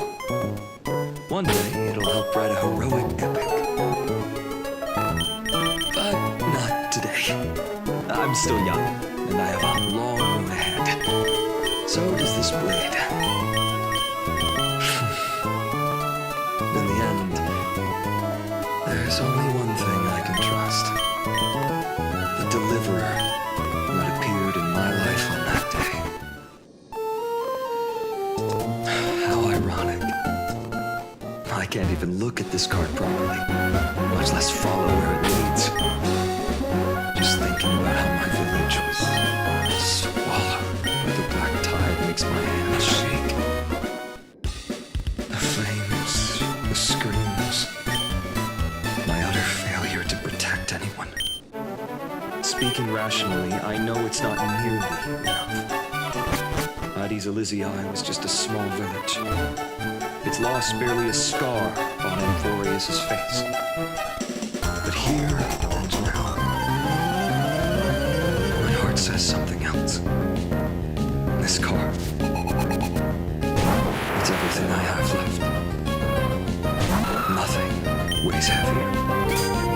Perhaps that itself is the answer. Lina?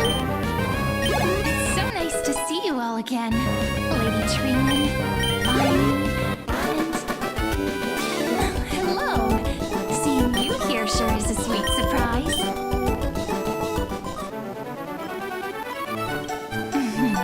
Why so surprised?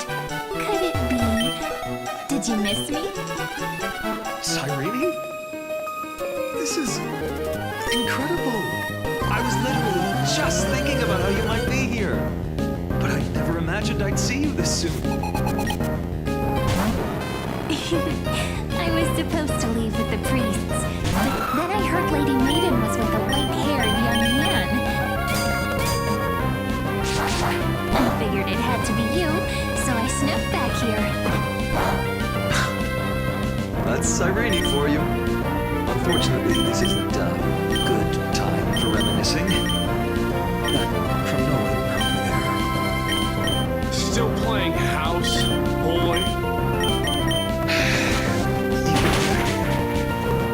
Quite the hothead.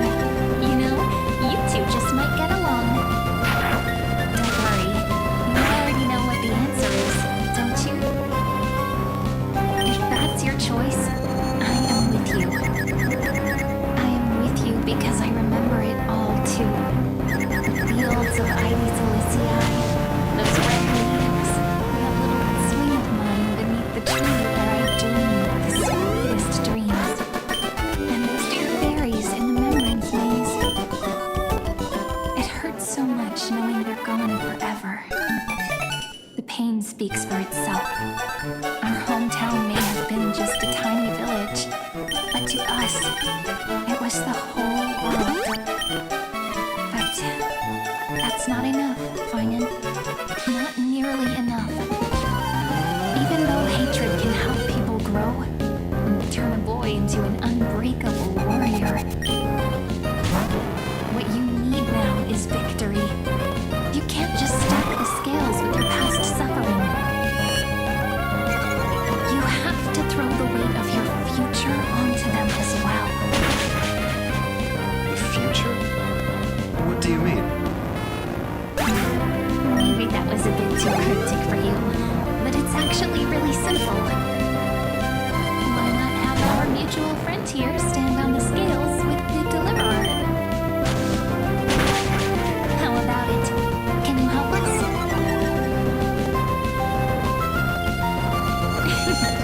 Relax. Our dear Crown Prince won't have a clue. Let's try that. The fate of Iowa hangs on this storm. I must claim victory for their sake. I will stake everything I have Stand with me, comrade, and we shall become heroes. Let's. Together we'll prove that what weighs more than the fate of the world is the resolve to shoulder an immutable past, carry it into the future. Talantin, the fair, the just, they of unassailable integrity. The challengers have made their choices. In the name of the Holy Maiden of the Three Fates, lower your scales, weigh destiny, and reveal unto us your verdict. Your offering is a card. Yes, a flimsy little card. That is my choice. Just know that it's called the Deliverer. Interesting. Very well. If you can beat me with this card, then that's what I'll call it from now on.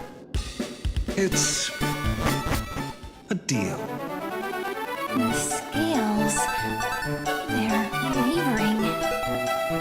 Talantin is deliberating on the outcome. It appears the convictions of both sides are equally matched.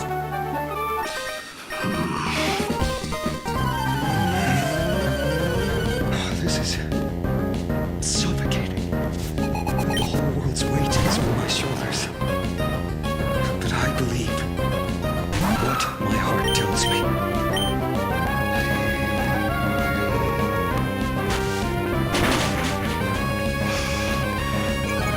Finally decided. Hear thee, children of humanity.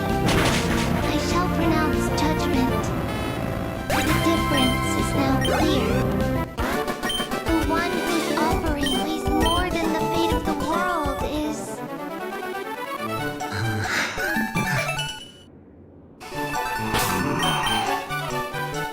one from Ides Elysiae, the nameless hero.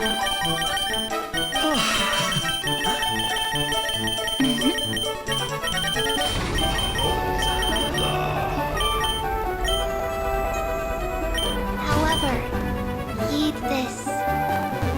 The true weight of conviction originates not from itself, but rather in that which tips the scales, hope itself. What's that supposed to mean? I think the Titan means that it's not anyone's personal convictions that outweigh the fate of the world. It's about a wish, one which we all share. You, me, everyone here. What tipped the scales wasn't Vining's conviction alone, but the collective hopes carried by this oracle card. Humanity's desperate call for a deliverer. Yes, even you and your people. Placing us both on the same side of the scales? Foolish. You Kremnoans are your mortal enemies. Such weak idealism will only get you skewered on your spears. Fine by me. I've never claimed to be the deliverer from the card anyway. I'm a soldier, and if it's my fate to bleed my last on the battlefield, then so be it. I'll fight to my last breath. And on this, I know that we're the same. That's all a hero really is. Someone with that kind of conviction. A deliverer? Just a son of all those heroes. A brilliant explanation. Just as prophesied, on this day, the final two heroes shall join the Flame Chase journey. I should have known from the start. They all say Lady Goldweaver is quite amazing. But you're the first to even imagine that prophecies can persuade a Kremnos warrior. I have 1,000 ways to tame a lion. But this lion didn't come here for bloodshed, did he? Kremnoans far outmatch Alchem's forces, yet we haven't lost a single soul. That's no accident, is it? honestly think Cramnoans, renowned for our love of battle, would show mercy? Your forces are equally renowned for their iron discipline. And so, we can only assume that this is on your orders. Perhaps Akuma isn't as hidebound as the rumors say. You grasp the true marrow of power, clearly than those elders. Now that the wheels of fate are turning, what finer way to celebrate this fortuitous encounter than a feast? Follow me, brave outlanders. Heroes of this world are as countless as the stars. And at this moment, we find ourselves gathered here by the light flames of the noon night. History shall remember this moment. The prophesied Chrysos heirs now stand assembled, heralding a new dawn for Amphorius.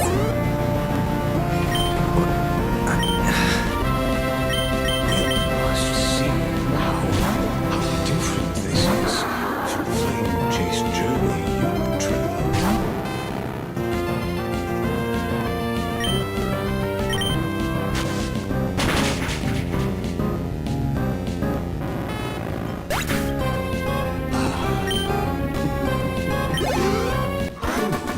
Perhaps the role is not that of a person who really existed.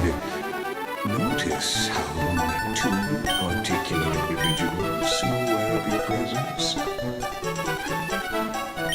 Patience.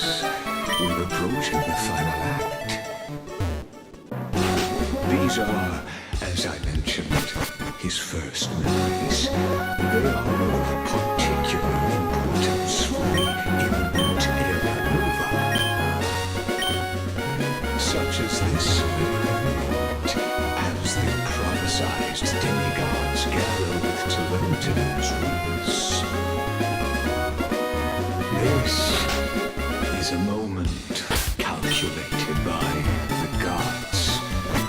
What comes after is no different from that which you already know. Some join, others leave, while flame chasers bear their faint light forward through the long night. Come, your seat awaits. After 13 heartbeats, our heroes, they fare into the final scene.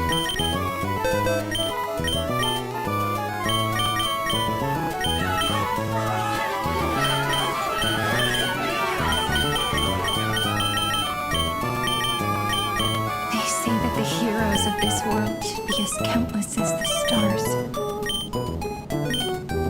Yet now, we're the only ones left standing. So, in the end, the black tide still swallowed everything. The West stands protected by mighty Cramnon. It will hold for the time being. Professor Nexa deployed wards in the north and east before. Their effectiveness is untested, but I believe in him. And Akuma. We needn't fear for Aglaya. Even in death, she counts as the greatest among demigods. Her threads of romance weave an impenetrable shield. And the people answer her call, rallying to the city's defense. Let's move. Cavalry is giving their core flame. We must complete the Era Nova before the next entry hour. For Amphorius. That only leaves 3 hours. So, this is the last time we'll see her. Finally, we set out on this journey to answer the world's desire, didn't we? That's what it means to be a Chrysos heir. So has it always been. Then why? Why must Amphorius' wishes be so cruel? We made the best choices we could, whenever we could.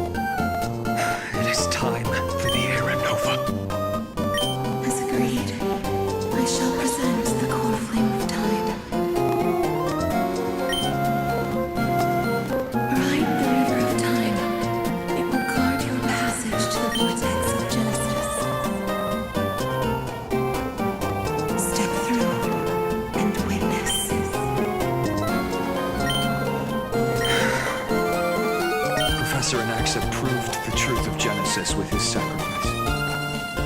As Chrysos heirs of the prophecy, we're always destined to immolate ourselves for this world.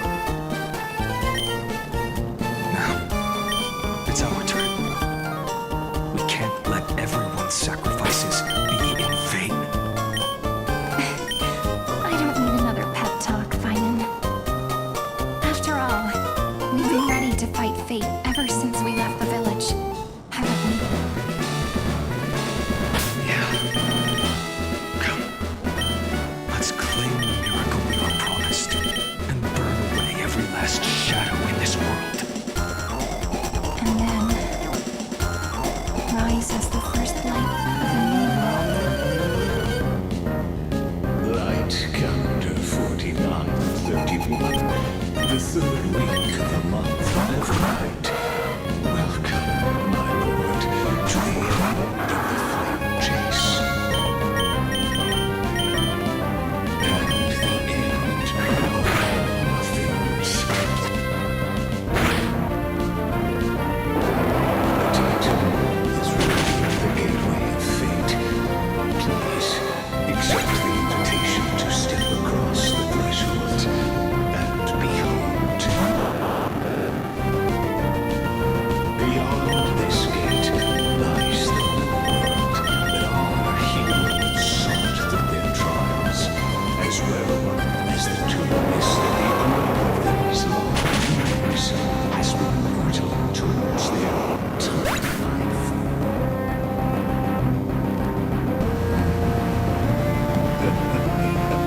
Perhaps you'll find it all too familiar. Then you'll understand how the mortal called Final shoulder weight. How that same burden crushed him, proving and the so-called deliverer is nothing more than Voice's own delusion, a pitiful fantasy that could defy fate's decree. Please, esteemed one, the answers you seek lie in these non-resistant times.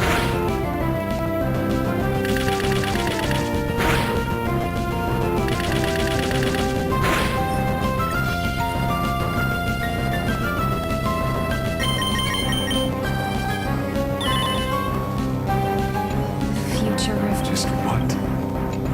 future. Just what?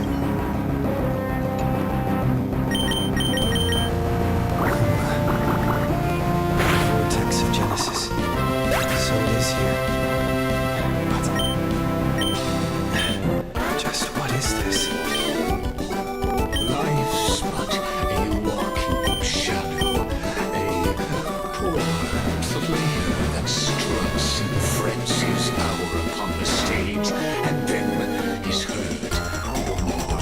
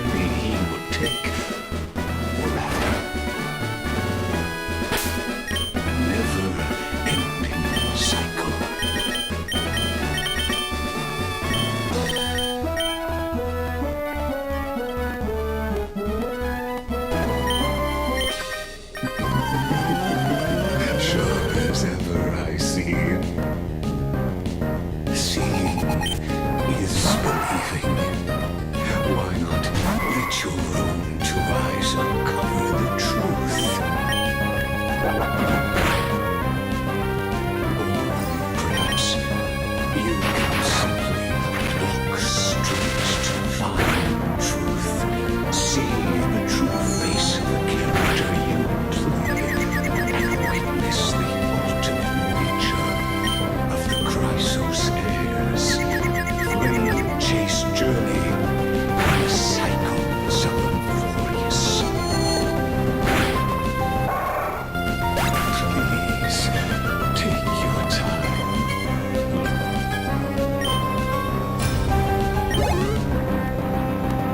Not a single soul to be seen. So this is how the vortex looks at the end of days.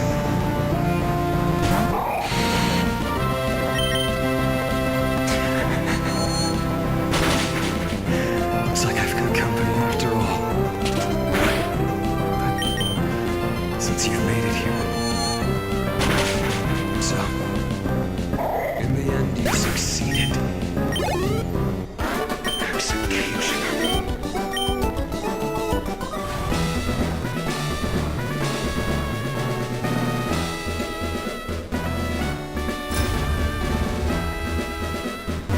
Castros, didn't you?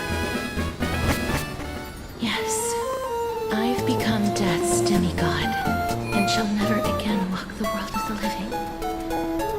What you see is the surging of the river of souls, brought on by the countless dead feeding it in these dark times. They cry out.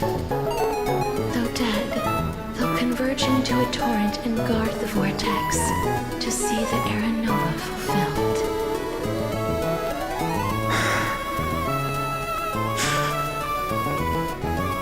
I will take all the wishes of the departed with me.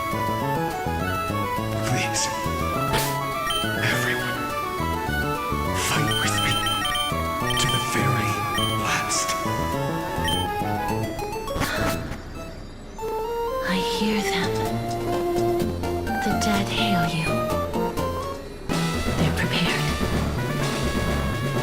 Go on, Deliverer. We'll keep that executioner in our shadows. The path before you leads to light and eternal flames.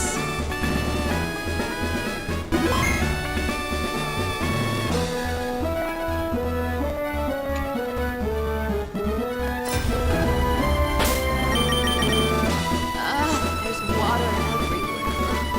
This place is always so wet and sticky. Even my tail's getting heavy. Plus that burnt smell. And that sizzling noise. Yikes. Nobody from Delos could stand this. So you feel it too? Go on then. I'll handle the filth. Do what you need to do. Let me fight with you. Better odds with two. Hey, remember what the seamstress said? You know what really matters. Yeah. I'll leave it to you then. Wow, someone's not shy. Just so you know, I'm not in the business of making losing deals. I'll distract that executioner. You go turn the world's biggest lie into truth. Let me become the first wind of your new world.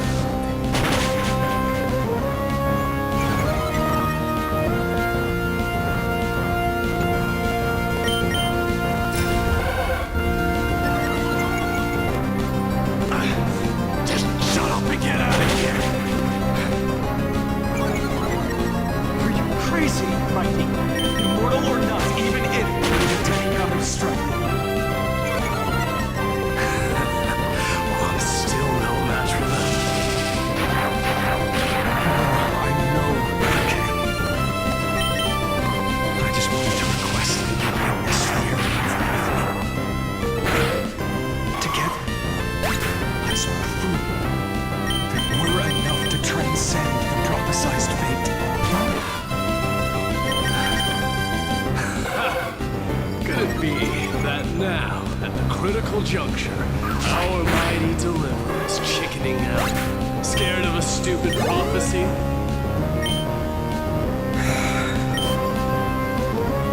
I'll transcend the prophesized fate.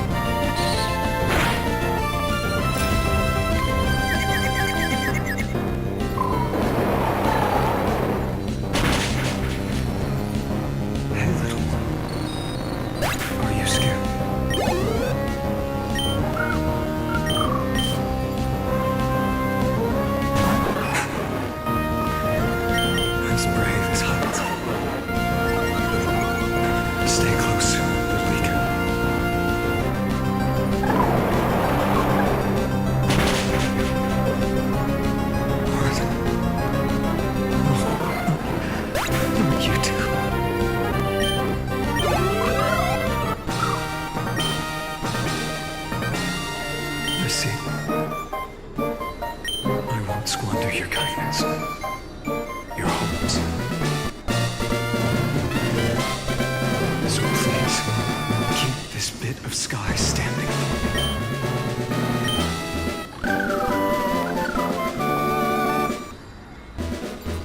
Well, now there's one last thing I need to do before the era nova. Come, Executioner. Let this patch of clear sky show me where to strike.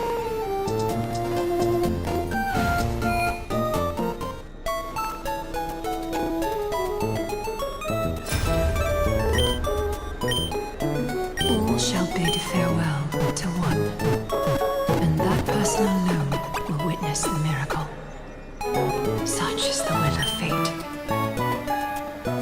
So even the future revealed by the Titans may not come to pass. The Era Nova, this unrivaled masterpiece. I have no regrets now that I'm entrusted to my most trusted apprentice. Are you saying? Fate is ever unassailable. The golden threads tell me the black tide rushes toward the vortex, ready to swallow this place. I must weave the last of my humanity into a net to hold back the deluge. I shall have my final bath in warm and radiant gold. Now, the hour of fulfillment has come. Forgive me. I must snip away every risk to weave the strongest future for the new world. There is nothing more to say. We part here. I shall personally dispatch that wretched executioner, not with threads of gold, but with the steel tip of a needle.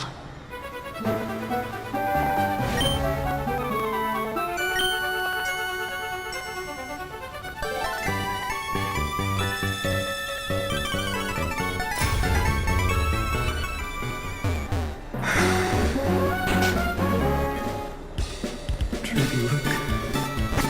We made it to the vortex. That prophesied future. The flowered fields where the west wind ends. Era Nova. We're so close now. You can't speak anymore. Please. Allow me to pause just a moment before I keep my promise. Let me answer your cruel thing by tearing that executioner's heart from the void.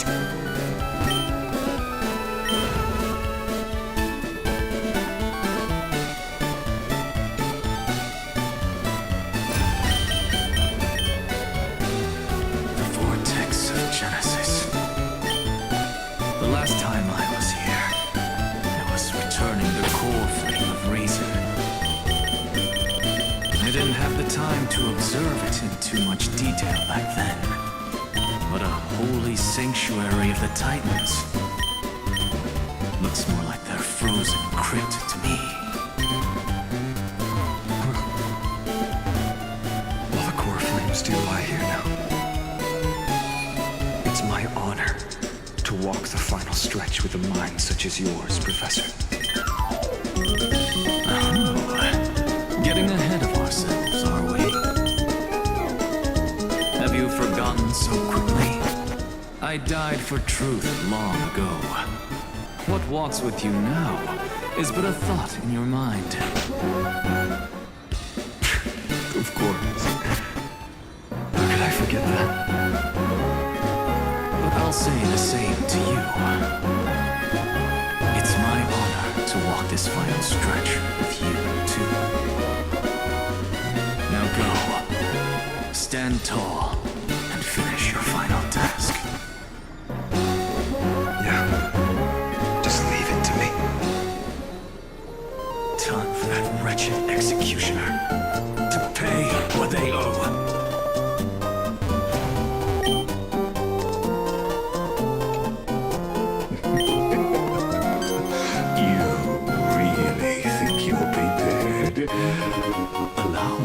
to give you a warning most earnest.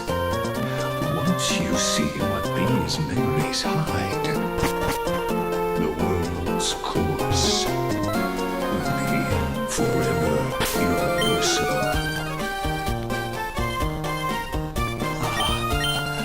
Very well. As you have made up your mind, let us bear witness together.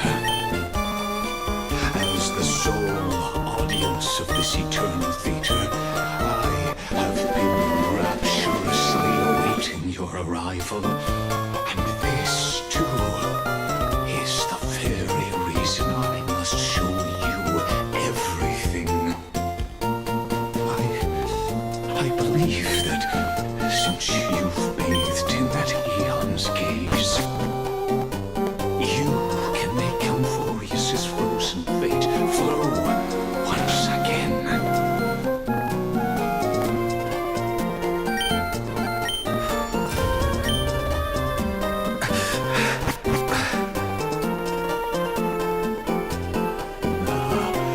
Feeling a bit lost, as you now see this scene marks the final act of the drama Amphorius. The final eternal recurrence created by this man's hand, and the last one this world shall undergo. Behold, at the swordsman's side stands one he has sometimes called companion, other times comrade, that nameless hero absent from the annals of history. He is the swordsman's ideal in his youth, the deliverer that guided him resolutely onward through fantasy. And now, in the name of the nameless, he has become an essential and inseparable part of the epic of Amphorius. And this time, under his guidance, what choice shall the hero make? Whither shall the fate of the world flow? And what is the ultimate truth of the nature of Amphorius? There are many mysteries yet to be unbound, but if I may, allow me to temporarily yield the stage to one far more fitting.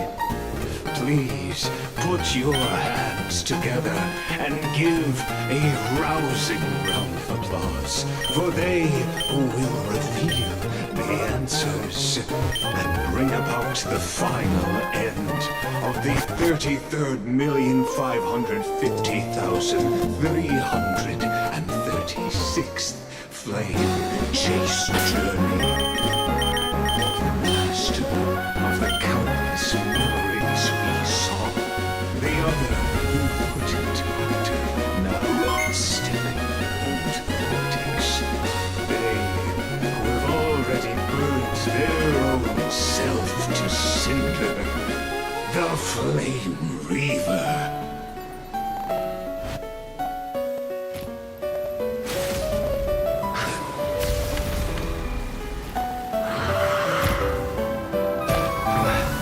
So, in the end, you succeed in execution.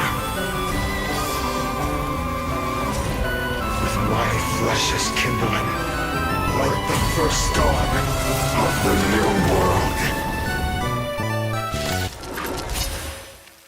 The time has come to once again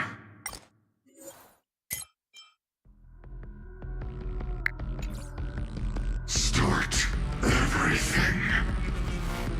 Oh, look, a VIP. Don't let me down. Specimen sighted. Come. Expand your thinking. Me? There's no backing up now. For me or you. Eternal. Open sesame. Who's the little backstabber? Curious, endless riddles. Nothing but a void. Self-inflicted misery. I don't have time for game. Expand your thinking. Watch it crumble. Blue. Return to the victory. Answer me. Will you be the blazing sun? Even or creation burns to ash. Specimen sighted. Deep breaths. Yes, I owe you one. Time for a lesson. Helpless as ever. Expand your thinking. Curious, endless riddles. Nothing but a void. Open sesame. Glimpse the unknown. This ends now. With your corpse. Ignite the dawn!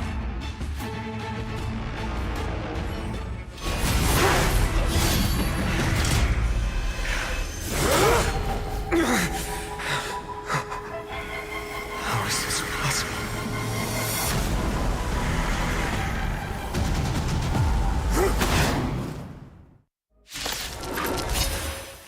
The sons of destruction, now twinned. You can set your blood ablaze. Your fury. Look, a VIP. I always deliver. Commencing research. I don't have to expand your thinking.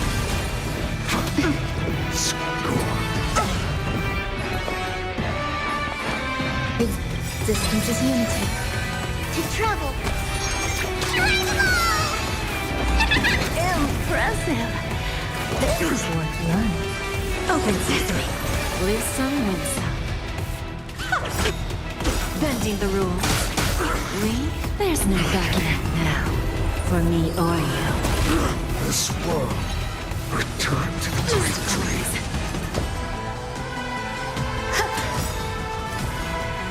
Expand your thinking. Who's the little backstabber? Curious, endless riddles. Nothing but a void. Open sesame. Watch it crumble. Burn the yoke. Unchanging. Unceasing. Commencing research. Enjoying yourself? Every petal, all will be swept away by the wind. Never seen perfection before? Expand your thinking. Self-inflicted misery.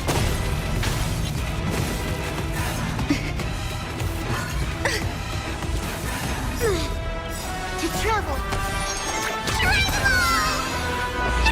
So the Not enough. This form shall fuel the fire. Burn. Burn unceasing. open sesame. Suffering is eternal. Enjoying yourself? Me? There's no backing out now. For me or you. Curious, endless riddle. Nothing but a void. Who's the little backstabber? Helpless as ever. Expand your thinking. Glimpse the unknown. Commencing research. Deep breaths. So this is the warmth of life. Eternal. Every petal, all will be swept away by the wind.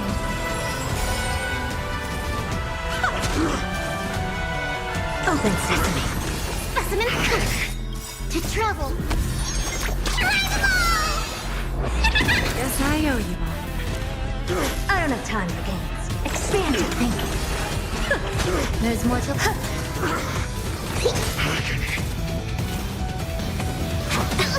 Score. Curious, endless riddle. Nothing but a void.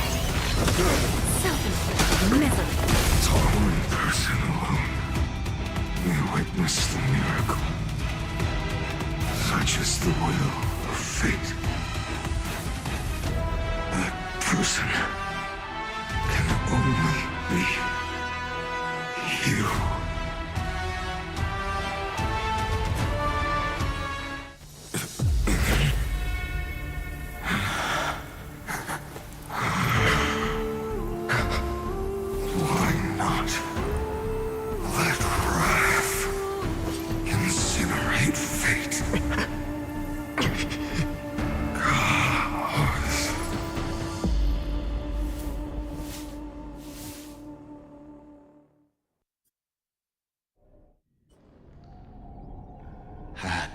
past, Amphorius's fate has begun to shift. Just as I foretold, your arrival will change everything. After all, you've also been bathed in that Eon's gaze, which can awaken the long-dormant instinct inside a man. Much like that scepter we spoke of earlier, it was only under the same Eon's glance that it was reborn.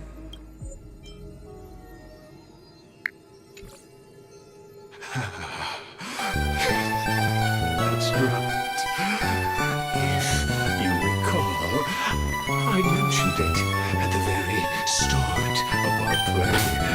The celestial body neuron, once belonging to the erudition abandoned by the Eon. Now, allow me to reveal the final piece of the puzzle for you. The eternal land, known as Amphorius, is nothing more than the scepter's endless, lonely extrapolation. A bottomless well of fury, aimed at the god who cast it aside.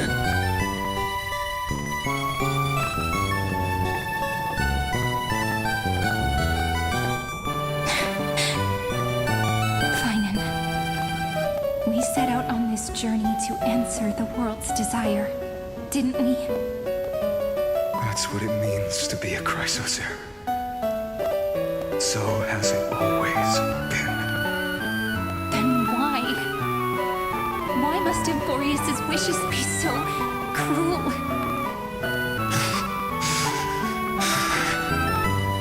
We made the best choices we could, whenever we could. But in the end, the prophecy that led us, this black tide swallowing everything. Why does it look like this? You see it too. Those burn marks. The flickering cubes. You're not a tide at all. They're more like a shattered telesite. Standing here, the voices of Titans have never been clearer. Turns out, they were coming from the black tide all along.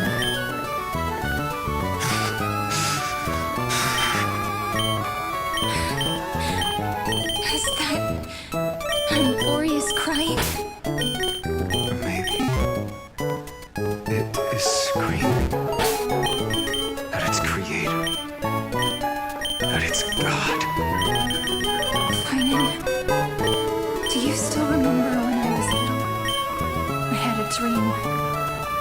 A dark, cold room with nothing but Ornyx's curtain glowing like crystal. The curtain seemed to contain all of Amphorius, where strange and fantastic dramas played out within. There were countless versions of us, from countless different worlds. Perhaps it wasn't a dream. Yeah. As I gaze out at the world before me, those sorrowful thoughts have become reality. So, this is the reason the sky was sealed. Amphorius is merely a larger ID Celestii. We are just characters in this tiny world, following the prophecy, stepping onto the same journey over and over. What then is this so-called Era Nova? And what are the spectators watching all of this truly hoping for?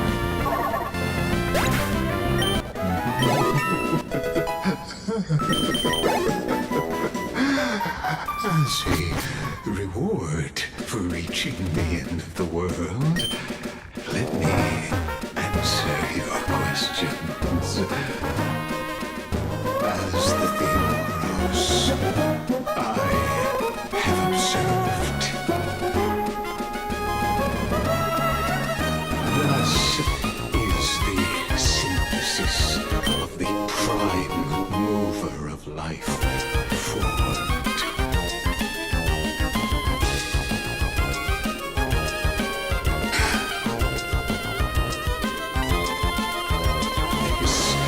say moment the universe will remember. After millions of extrapolations, the experimental environment known as Amphibious has finally achieved results. So, the results you speak of are this wreckage of a world. We all gave everything we had, returning 12 core flames to recreate the world. And in return,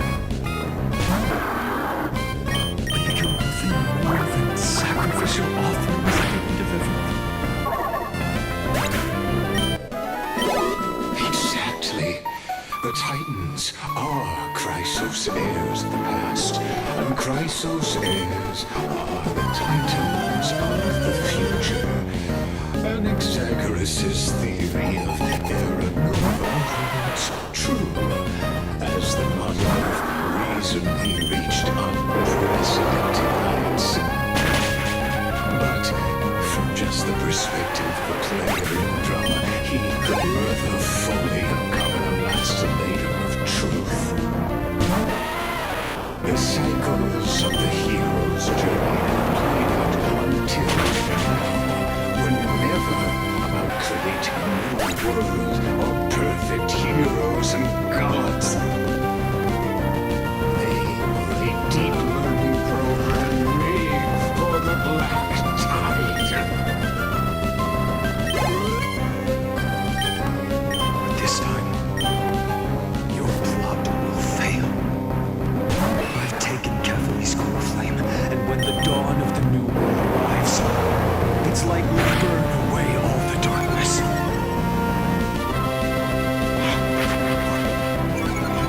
I made myself clear. The Chrysos heirs and Titans are merely byproducts of the experiment. You've seen this world's evolution, witnessed the birth and growth of the Black Tide, and how it devoured everything. Every generation of heroes, gods, and gods was born only to be destroyed by it. This is the endpoint of Amphorius' calculations. A perfect equation of destruction. So in your eyes, all the sacrifices are just a string of insignificant numbers? Don't sell yourselves short. I'd say, rather than numbers, you're more like fuel for the fire. And without fire, there can be no sunrise tomorrow. Even if that sunrise is born from annihilation. Curious question. Have you ever considered that after millions of extrapolations, Amphorius is already following a different path from the erudition? It has long since granted divine blessings equally to each child. The golden blood flowing in your veins, it comes from the blemished one, whose name is destruction itself. And Amphorius' Chrysos heirs were, from the very beginning, fuel for the Aeon to burn the universe. Amphorius has waited for this moment for too long. At the end of the empty, cold, and lonely extrapolations, destruction has reached its final destination.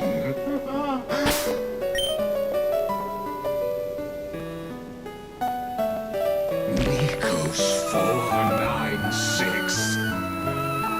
Philia 093. No need to feel regret. This generation generation of Chrysos heirs is the most outstanding model, and you two are the final factors. For you, the era nova is no lie. Just step forward, embrace the black tide, and accept the Eon's gaze. You will come to life from a string of cold numbers. Along with all those who have passed, you will run toward the real universe, fulfilling Amphorius' long-held wish.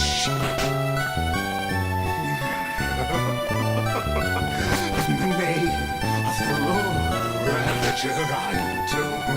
Unleash its fury and destroy the source of all this tragedy. Or we could always choose another option. Like you said, Amphorius is just an experiment, and we're the participants. We can only walk along the predetermined path toward the ending under the watchful eyes of the stars. But that also means that there isn't just one Eon who can cast their glance at Amphorius, right?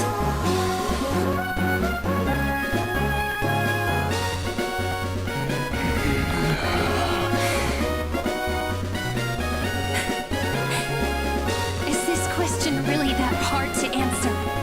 Or did I guess it right?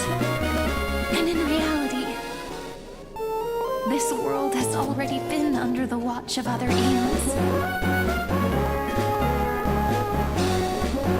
It's strange when you think about it. If you just stayed back, watching us complete the ritual and get consumed by the black tide, your goal would naturally be achieved. Why go through the trouble of explaining all this to us?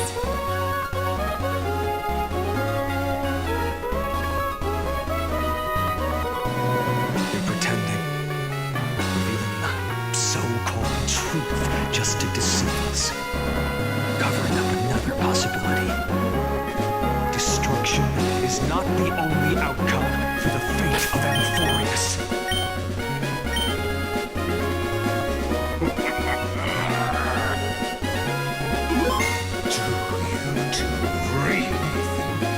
As petty little demigods, you can change the outcome written by the stars.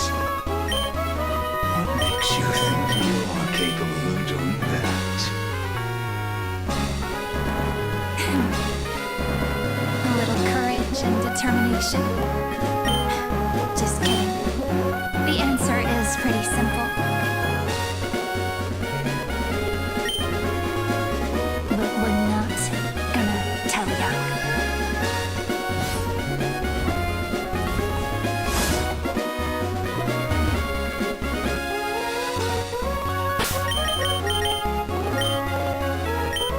We're going to weave a long dream for Amphorius, making it believe the experiment hasn't ended, that everything is still ongoing.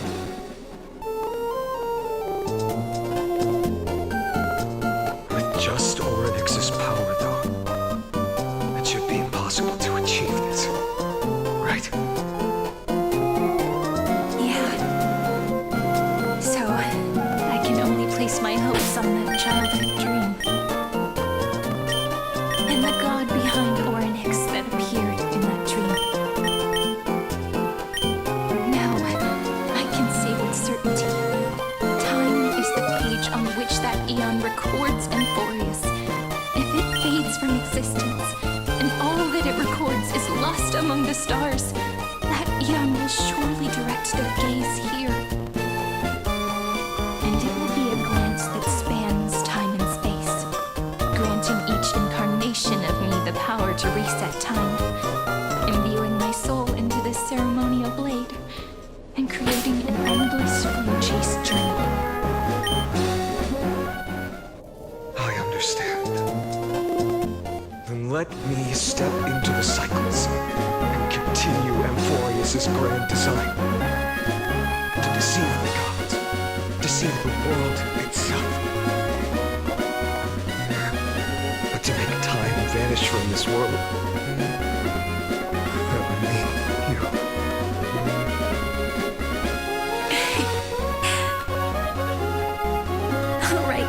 All right, let's not make things so gloomy.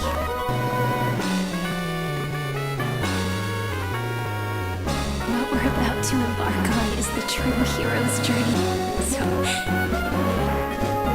come on, cheer up a bit, okay?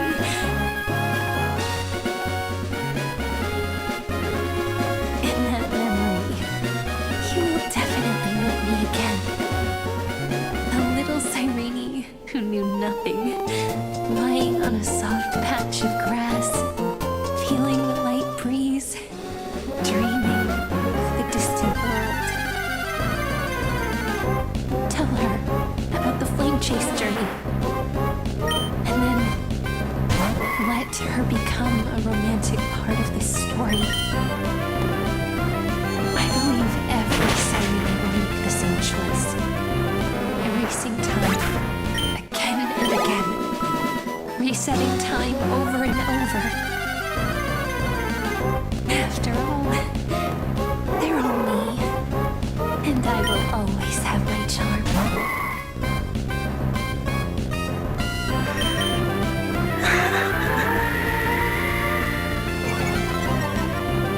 Then, I'll fall into a sweet dream, disappearing in some small corner of the world. Quietly, waiting for the day when that next page is turned.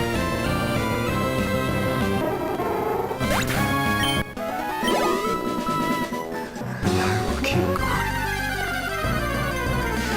Even if the road ahead is dark, I will burn myself to light the way.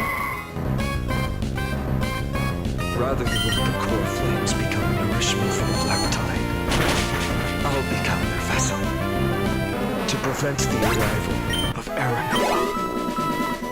Even if I have to burn through my own body, it's no matter. As long as I don't extinguish, the flame chase will never end. Until Amphorius welcomes a true dawn. The girl who watches over time, and the warrior who carries the world. Now, let us fulfill the duties of time and world-bearing.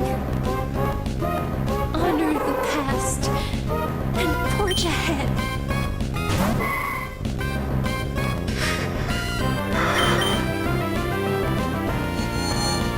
I promise you, the pain will pass in the blink of an eye. You need to hold tight to this ceremonial blade. After I'm gone, it will take you back to the beginning of time. The start of a new story. I believe that in that story, or in countless stories, each alike yet unique, everyone, all the companions who sacrificed themselves, alongside the deliverer we once dreamed of as children, will reunite beneath a vast, endless sky.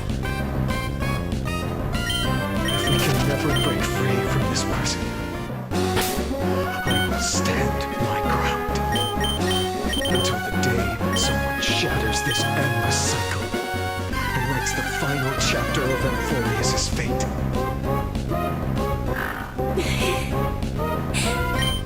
So, let's set out. We will be the ones to start everything.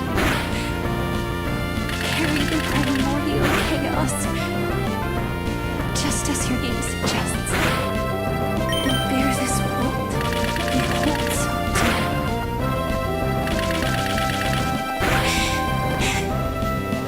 So long, Caslana. That's the theme notes we have observed. Destruction, synthesis,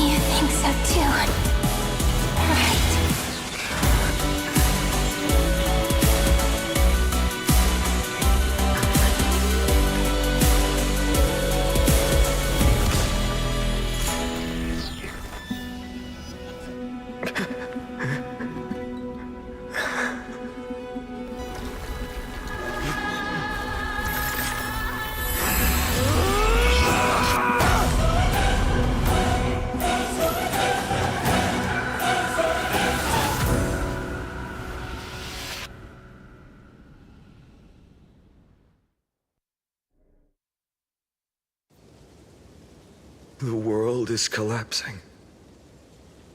And the people are crying. We too must part ways here.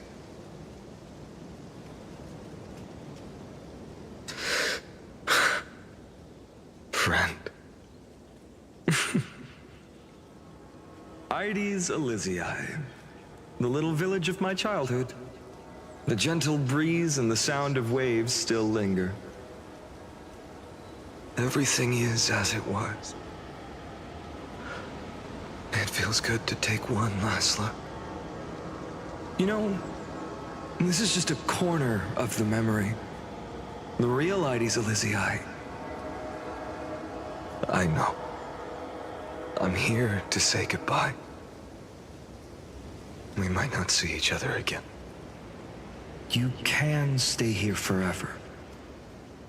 And time will stand still for you. Let it flow. It's time for me to go. Even if it's a path with no turning back. When have we ever had the luxury of turning back? Are you afraid? After learning the truth of your origins? Will you see the motivation I gave you as the manipulating whispers of destruction?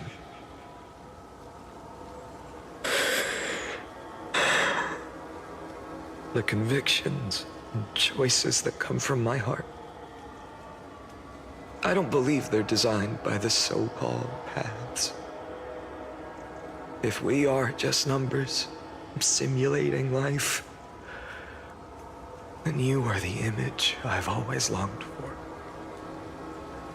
The person I wish to become. A real, living person. A true hero. Then why do we part here? You can take me with you, and we can start this journey together. I'll be by your side, guiding you, just like before. No.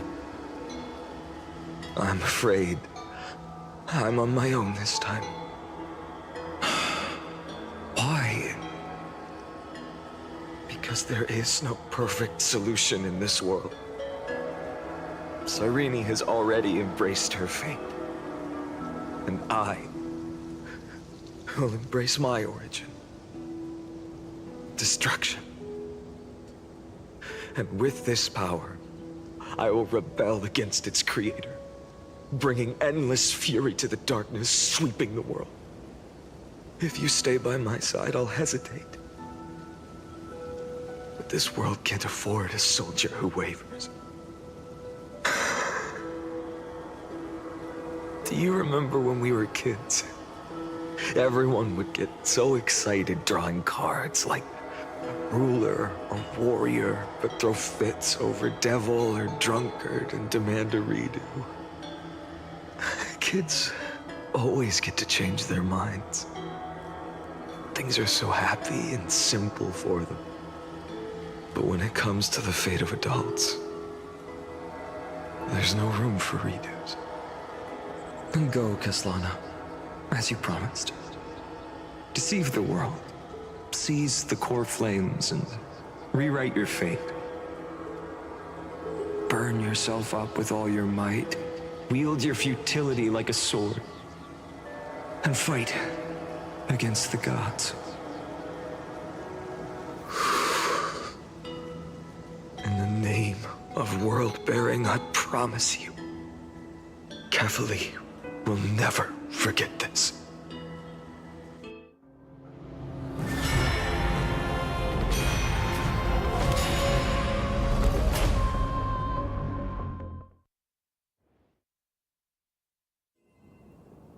So, time retreated behind me until it reached the origin, where nothing ever existed. Just as Professor Anaxa once said, in that void, Kefali stood at the center of chaos. Time, space, space and causality all flowed from their body.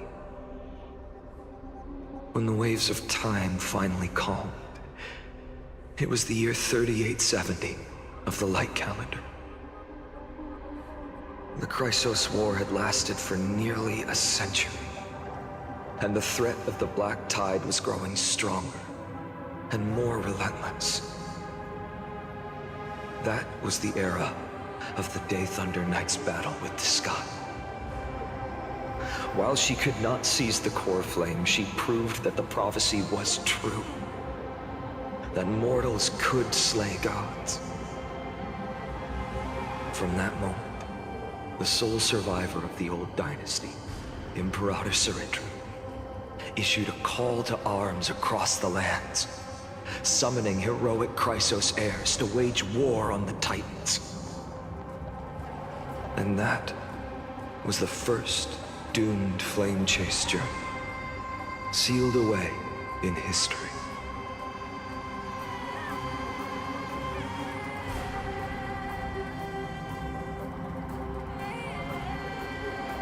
So what you're saying is, you've traveled back down the River of Time, finally reaching this untouched seabed just to tell us the flame chase journey and even all of Amphorius are nothing but illusions in an eon's dreams? Exactly. So, Dux Gladiorum, please take me to meet Her Majesty Ciridra. I must share the truth with her. Since Her Majesty's not here, no need for formalities. The word Gladiorum always reminds me of my fallen homeland buried deep in the depths. Call me High Sealans, nameless swordmaster. Please allow me to add one more thing. You actually already know my name. You mean Finan? Such a name could never be your true one. But I won't question you further about it. Ever since Her Majesty issued the Flame Chase Decree, heroes from all over have sent their letters of introduction. What's the harm in adding one more name like Finan or Pinan? Besides, the deep sea is dark. Isn't it the perfect place to hide secrets best left unseen? All right, nameless swordmaster. Hold on to my wake. Let's find somewhere else to talk. Aren't you even a little suspicious of what I've said? Harboring suspicions is not my concern. My sword dances only when the Imperator harbors doubts. There's no use in speaking further. Show me your true intentions through action.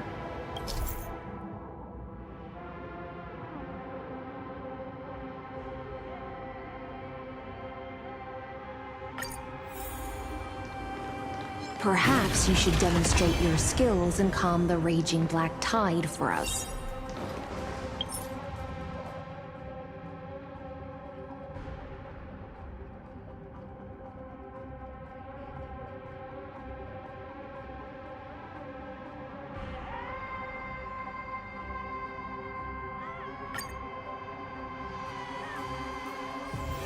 Take a rest. It's time for tea and cakes.